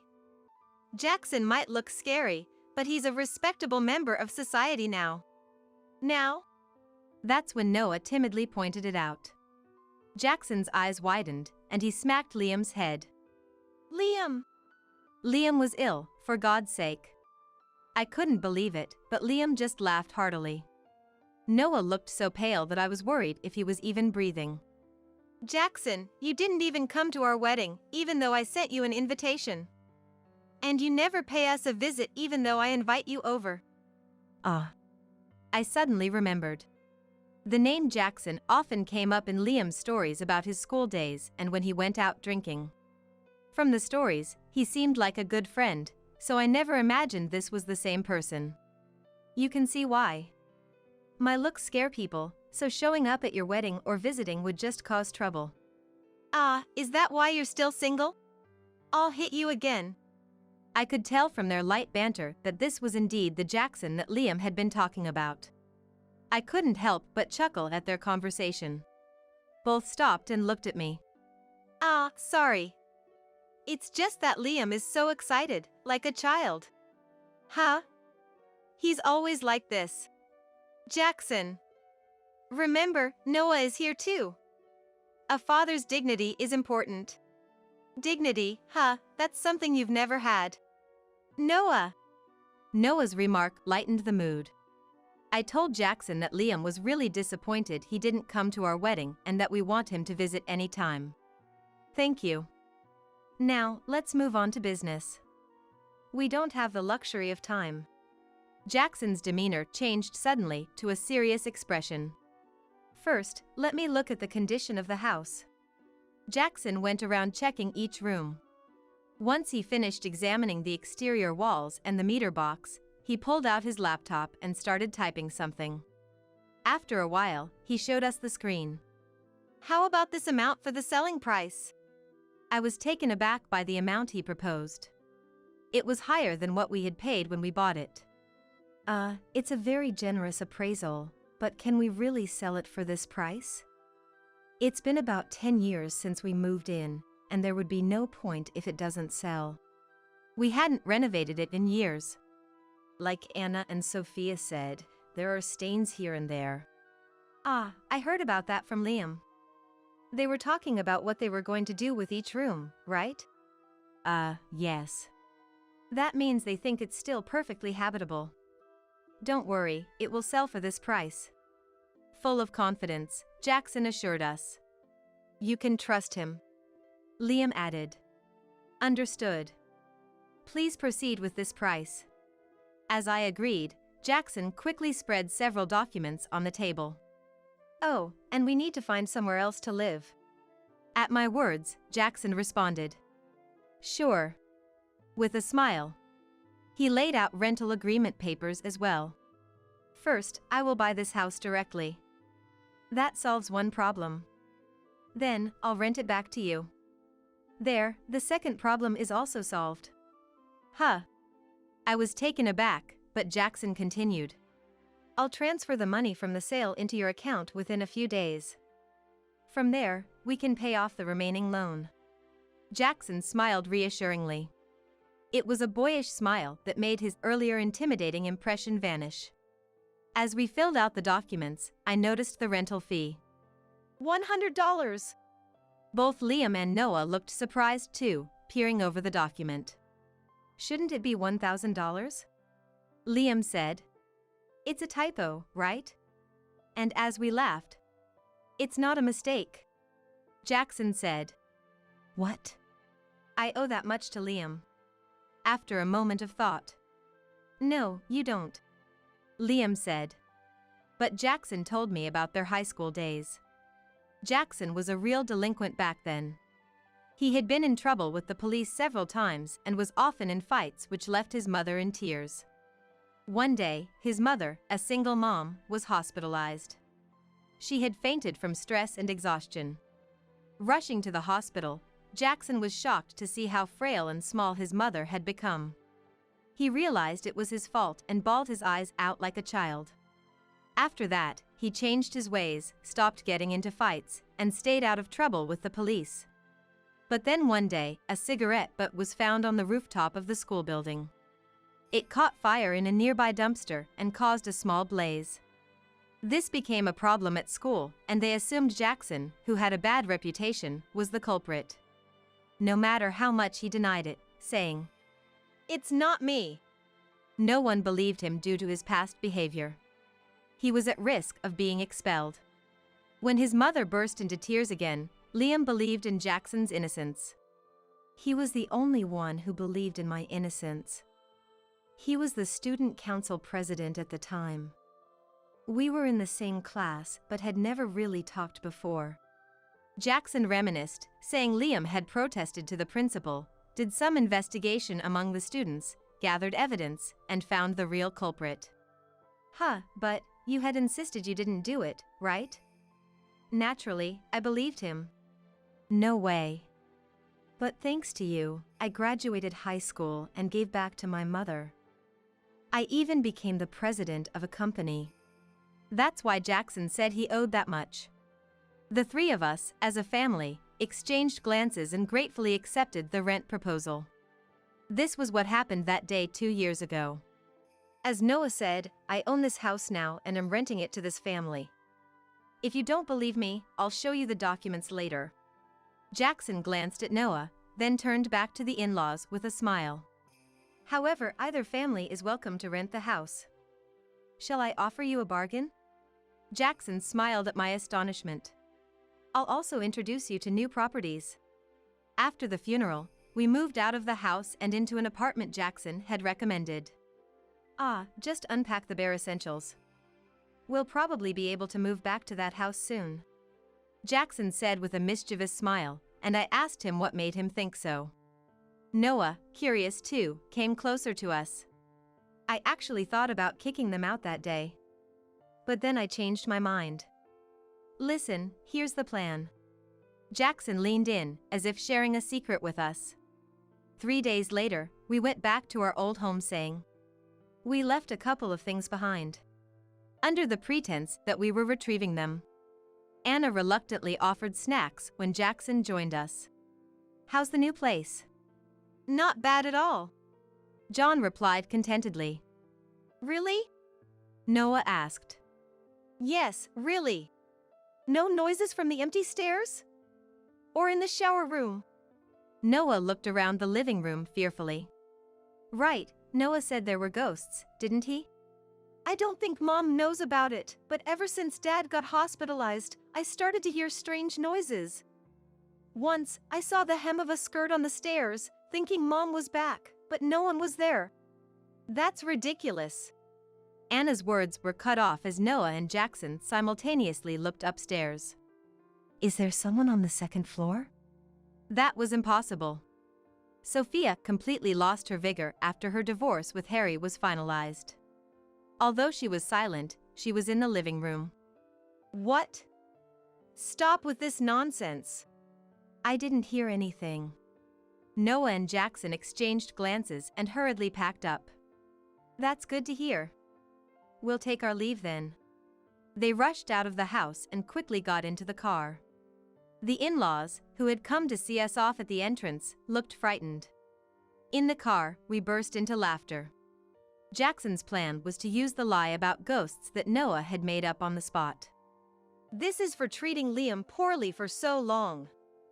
Where in the world do you find a parent or sister neglecting their dying son and getting ready to move into his house?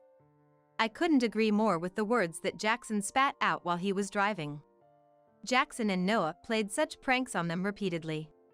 Eventually, it was even said that mysterious incidents that neither of them had even mentioned would occur in that house. The in-laws and Sophia got creeped out, mistaking the noises in the house for poltergeists. They complained to Jackson and Noah, but we never experienced such things. Jumping to conclusions can be a scary thing, Noah said, laughing. Eventually, the in-laws and Sophia couldn't stand it anymore and moved out of the house. They rented a place within their budget, introduced by Jackson. That was just business. I made sure to find them a decent, budget-friendly old apartment, Jackson said with a sly smirk, and Noah and I applauded. By the way, Sophia, after divorcing Harry, had to start working again to pay child support. Seems like she's getting a taste of the harshness of society. I wish her all the best now that she has to single-handedly take care of her parents who had looked after her. Eventually, we returned to the house we bought with Liam. Although we couldn't buy it back, we still live there for a rent of $100. Harry and his 3 kids have started to visit again. Sophia seems to be asking for reconciliation, but Harry is not considering it at all. Once a month, Jackson comes over to collect the rent. He times it with Liam's monthly anniversary. After looking at Liam's photo, we have dinner together, and he even listens to Noah's troubles, now a high school student. And Noah and I have a little secret joy. It's the stories about Liam's school days that we hear occasionally at dinner. We hear so many stories that we never knew about, and we learn new things about Liam. I'm sure Liam is smiling with us around the dining table. "No way, come on," Liam would say, making childish excuses. I am Grace Miller. I married Hamilton, whom I've been with since our student days, and now we have a daughter, Sarah, who's in high school. We're a family of 3. We're not wealthy, but we live a reasonably happy life. Hamilton has been on a work assignment alone for several years now and rarely comes home. Still, he never fails to contact me daily through WhatsApp and always sends gifts on anniversaries. Even from afar, he never forgets about me or our daughter. That's why I've always been grateful to my husband, working hard alone in a distant place. But lately, I've felt a bit of coldness in his attitude. It was slight, but it was bothering me. Recently, a birthday present for our daughter arrived from him. Sarah was overjoyed, and I was very happy too. That night, I reported this to him over the phone. "Hey Hamilton, Sarah was incredibly happy with the present." "That's good to hear." His reply felt a bit indifferent, but I thought he might just be tired from work, and tried not to worry too much. "But you know, if you had been here to give her the present yourself, it would have been even better. You haven't been home for months. Sarah doesn't say anything, but I think she's feeling lonely. I'm lonely too." I gently conveyed my true feelings like this. However, his reply was still very cold and curt. "Sorry, I can't make it home easily, but I'm sending enough for living expenses to the bank account, so you shouldn't be having any trouble, right? I'm busy with work here, so please don't be selfish and cause me trouble." With that, he hung up the phone, unilaterally. I worried if I had made him angry. He's working hard alone, far away. This solo assignment won't last forever. I decided not to complain anymore until we could live together as a family of 3 again. Several months passed since then. Hamilton's absence from home continued as before. But something had changed. The daily WhatsApp messages he used to send stopped coming altogether. When I called, he would say, "I'm busy," and hang up quickly. I started to feel a growing distrust towards my husband. The school went on summer break, and my daughter, who's been working hard at her part-time job, said to me, "Hey Mom, next week is Dad's birthday, right? I've saved up for my part-time job, so I want to give him a present. What do you think would be good?" My daughter, wanting to give her father a gift with the money she earned from her part-time job, I felt very happy about her growth. "Whatever you choose, Sarah, I'm sure he'll love it. A present with the money you worked hard for? Hamilton will definitely be happy." "Do you think so? Mom, will you come with me to pick out the present tomorrow?" My daughter asked, a bit shyly. It reminded me of how she's still a child in some ways. A gift from my grown-up daughter. I'm sure my husband would be delighted. On the other hand, I had a bad feeling. But I couldn't let my daughter notice that. "How much are you planning to spend?" I asked her about her budget. "I have this money to use," she said timidly, telling me the amount. I was surprised at the sum. "When did you save up so much?" "I worked really hard. I wanted to buy Dad something nice," she said with a smile. She had been balancing her studies and work during school days and working almost full-time during the summer break. At an age where she might want to spend money on herself, she had been saving it for her father's birthday present. I was deeply moved by her thoughtful spirit. "Then let's pick something that will make him happy." With that, I went out to the downtown area with my daughter. It had been a long time since we went shopping together, and it was fun. We chose a somewhat pricey whiskey for my husband, who loves alcohol. I could almost see his happy face. Hey, why don't we go see him in person? I suddenly suggested. The last time we met was probably the beginning of this year. It's been over half a year since we saw each other, so he would surely be happy if our daughter visited. But wouldn't it bother Dad if we suddenly showed up? Not at all. Think of it as a surprise present. I'll come with you, but I have a friend living nearby, so I thought I'd visit her after a long time. I'll meet up with you later. Yeah, then I guess I'll go see him. I hope Dad will be happy. Seeing my daughter smile like that made me very happy. That night, I called my friend from school days, Kelly. Grace, it's been a while. What's up so sudden? No wonder she was surprised. The last time we talked was a few years ago at a reunion. Since then, I hadn't been in much contact, and now I suddenly called her. Sorry for calling so suddenly. Actually, I'm going to be in your area soon with my daughter. I was hoping to see you then. Oh, is your daughter coming too? No, it'll just be me. She's going to give a birthday present to her father. He's on a solo assignment there right now. Really? But wouldn't it be better to spend the time together as a family? Why are you going separately? Well, there's something that's been bothering me. I want to talk to you about it in person. But I needed to give her the gist of it over the phone. I felt that Kelly would understand and give me good advice. So I ended up telling her all about my suspicions towards my husband.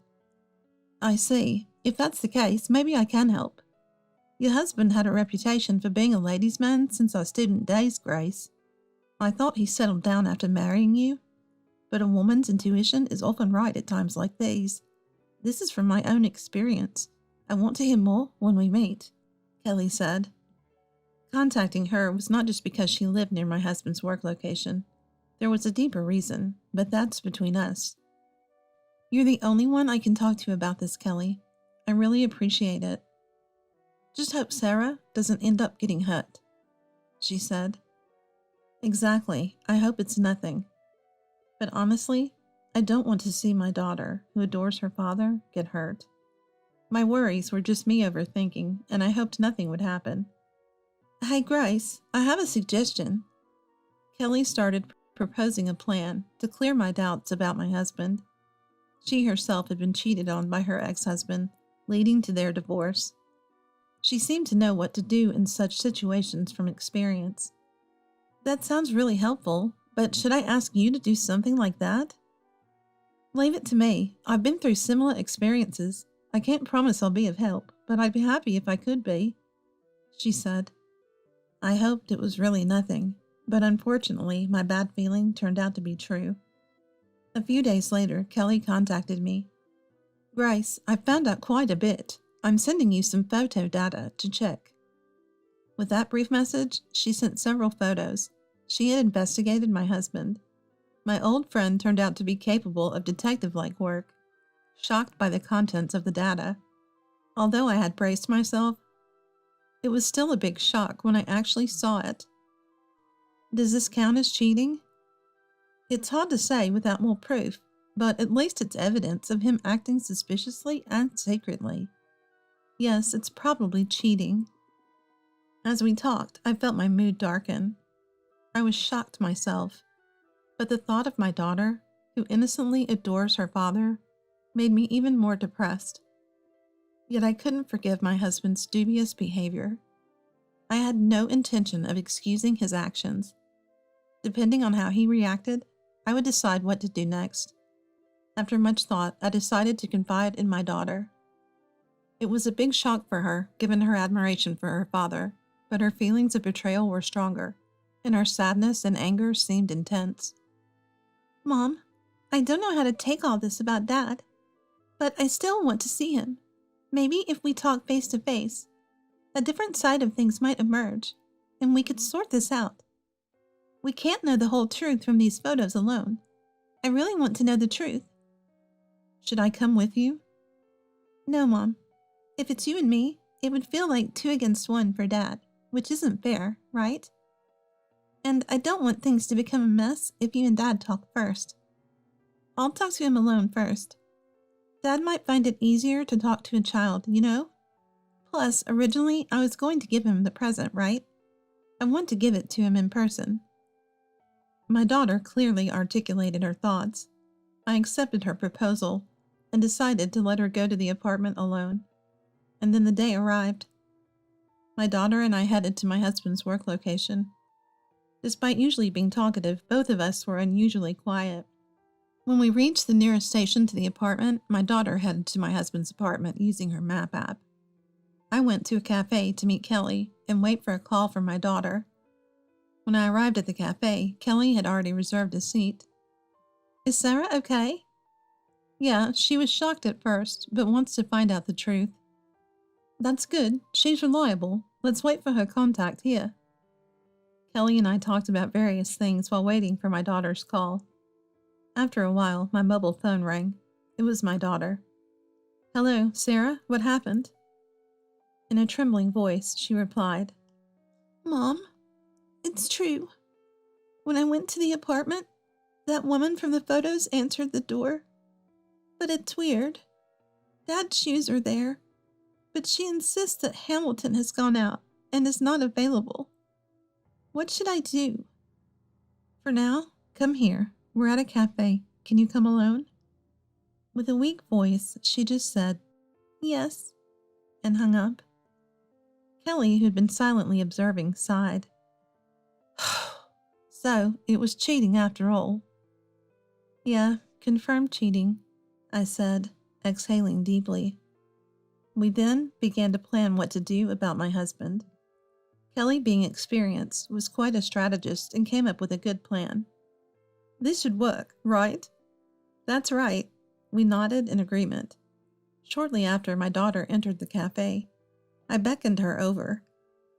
Mom, it's certain now, isn't it? Dad's affair. He must be at home, but won't come out. Maybe he doesn't want to see me anymore. She seemed confused, her face close to tears. That's not it. Probably he was ashamed to face you after his affair was exposed. That's how much you mean to him, Sarah. If I had gone, I might have stormed in, angrily confronting your father. But Sarah, you're kind, I said, patting her head. That woman said Hamilton isn't here, right? Yes, that's what she said. Then why don't we make it so that Hamilton is really not in our lives? I suggested, and my daughter looked puzzled. What do you mean by making him not there? Well, I explained to her the strategy Kelly and I had discussed. She understood and agreed. When we got home, we quickly started preparing to put our plan into action. Let's really make it a family without my husband. Thanks to Kelly's arrangements, we smoothly decided on a place to move to. We used the money my husband had been putting in for living expenses and some money from another bank account I had. He wouldn't expect such a large sum to be withdrawn at once, but since he was at fault, he'll have to accept it. We left only my husband's belongings in the house and secretly moved. It was weeks later when my husband finally contacted us. As soon as I answered the phone, he furiously yelled, Almost all the money in the bank account is gone. What's going on? Ultimately, he could not measure me and my daughter in terms of money. I felt oddly detached. There were some things we needed here. I'm sorry about that. But thanks to you always transferring the living expenses, we were saved. Thank you as always. I feigned ignorance, expressing my thanks as usual, though my heart wasn't in it. Well, if you needed it, that's okay. But next time, consult me in advance, okay? It's shocking to have such a large sum withdrawn suddenly. A man secretly cheating, yet having the nerve to say such things? I felt anger rising within me, but I made sure not to show any of it. Sure, I'll make sure to consult you next time, I said. That's good. I finally have a long weekend coming up, so I'll come home for the first time in a while. Let's talk about various things then, he said, ending the call. Of course he has a lot to talk about, but if he thinks he's in control, he is mistaken. Right, I said mischievously to my daughter. Your dad is coming back this long weekend. Really? Then it's finally time, she said, smiling playfully. I'll be back on the plane, arriving after lunch. A message from my husband appeared on my mobile phone. My daughter and I returned to the house where we used to live as a family of 3 to observe my husband's behavior. The house, now without us, only his belongings remained. The happy memories of the 3 of us were no longer there. "Dad's here," my daughter, peeking outside, exclaimed. We both hid quietly. "I'm home," said my husband, cluelessly entering the house. "What? Why? No luggage. Grace? Sarah? Are you not here?" His bewildered appearance was so funny that both my daughter and I couldn't help but laugh. When we appeared in front of him, we tried to cover up. "What? You were here? Don't scare me like that. Why is the house so tidy? Did you clean up?"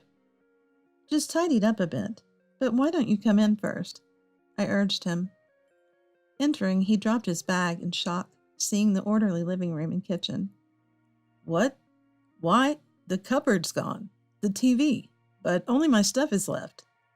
He was utterly confused. Watching him flustered was quite amusing. "Hamilton, there's a present for you, right, Sarah?" My daughter nodded and took out a wrapped gift. "Yes, you know, Dad, I went to your apartment on your birthday to give you this present. I bought it with my part-time job money." She held out the wrapped bottle of liquor. "Is that so? Thank you." He awkwardly tried to receive it, but my daughter quickly avoided and moved it back in her bag. His confusion deepened at my daughter's subtle defiance. "That day you were in the room, right? You knew I was coming, so why pretend you didn't?" My daughter glared sharply at him. His expression betrayed his inability to hide. "Some woman answered the door and said you weren't there. What does that mean?" She questioned him calmly, and he couldn't hide his panic. "No, I don't know any woman like that. Maybe?" My husband stuttered, seeing his pathetic appearance. I was utterly disillusioned. "It's impossible you don't know, right? Because she was in your room, and she even mentioned your name, saying Hamilton is not here. Isn't it strange that you claim not to know her?" My daughter continued pressing him, and my husband looked utterly perplexed. "That is, she is someone from work, a work-related person." He tried to make a strained excuse, but my daughter wouldn't let it pass. "Don't lie. Just a work person wouldn't come to a married man's house on a holiday and be alone with him, right? Were you cheating with her, Dad? That's despicable. I can't forgive you." She angrily confronted my husband. "Cheating? I wouldn't do such a thing. You can't just make me out to be the worst without evidence." "There is evidence." Now it was my turn. I showed him the photos Kelly had gathered, showing him walking closely with a young woman, smiling affectionately, and entering his apartment with her. There were 3 pieces of data. The 3 pictures clearly showed his involvement with this woman. With these photos and the suspicious behavior of the woman when my daughter visited the apartment, the evidence of his affair was overwhelming. "What's this? When were these taken?" My husband's face turned pale. I continued. "Hamilton, Sarah and I believed you were working hard at your solo assignment. Even though you weren't coming home, we thought you were just busy with work, never suspecting anything. Such a terrible betrayal, right? To think you were cheating all this time behind our backs. I'm disappointed in you. So we decided that you are no longer part of our family. We don't need someone like that in our lives anymore. This is how I feel, Hamilton." I handed him the divorce papers I had already filled out my part on. "Just so you know, I will be claiming compensation. Let's discuss the future with our lawyers. Goodbye, Hamilton Miller." "Bye, Dad," my daughter and I said, leaving the house. "Wait, Grace, Sarah, listen to me." Left behind, my husband called out pitifully, trying to stop us. But neither my daughter nor I looked back. Afterwards, my husband tried to contact me multiple times, but I ignored all his attempts. Kelly, with her extensive connections, found a good lawyer in my hometown. Thanks to her, the divorce negotiations settled in our favor. It was only natural for us to demand compensation, as his affair was the root cause. Initially resistant, he eventually relented and signed the divorce papers. He probably thought about divorcing after his affair was discovered by our daughter, but our preemptive action threw off his plans. After the divorce due to his affair with a colleague, my husband's reputation at work plummeted, and he lost his prospects for advancement. He became alienated from his coworkers and felt compelled to resign. His subsequent job search didn't go well, and even the woman he had an affair with abandoned him, leaving him in a sorry state. With the compensation payments looming, his future looked difficult. But as he was no longer family, it was no longer our concern. As for my daughter and me, I, who had been a housewife for so long, faced uncertainties about the future. But Kelly provided heartfelt support. She had also been through a divorce. She had struggled with a cheating ex-husband, but she had moved on. As she cheerfully recounted at our reunion, she shared her secrets of recovery with me. My daughter and I now live in a woman-only share house Kelly introduced to us. It's full of people with their own stories. We don't intrude on each other's privacy, but we're there to help when needed. I stayed here after my divorce too. The owner is a friend, so if you need anything, let me know. I want to help as a fellow single mother with a divorce history, Kelly had said with a smile. She planned to return to the share house herself soon. Through the share house community, I found a job at a small publishing company. It was daunting at first, but the teamwork and the small staff was great, and I'm learning and working hard every day. My daughter also finds interacting with women of various ages stimulating, listening to their stories and seeking advice. She's starting to think about her future aspirations. The divorce allowed us to take a new step forward. There's a lot of life ahead of us. My daughter and I plan to live strong and resiliently. Hey, Mom, if you find someone nice, don't worry about me and feel free to remarry, my daughter suddenly said. That's true. It might be nice to fall in love again. And if you find someone nice, introduce him to me first. Of course I'd want you to meet him first. We laughed together, discussing such things. The whiskey, originally meant as a present for her father, we decided to save for a special occasion between mother and daughter. We'll keep it for now.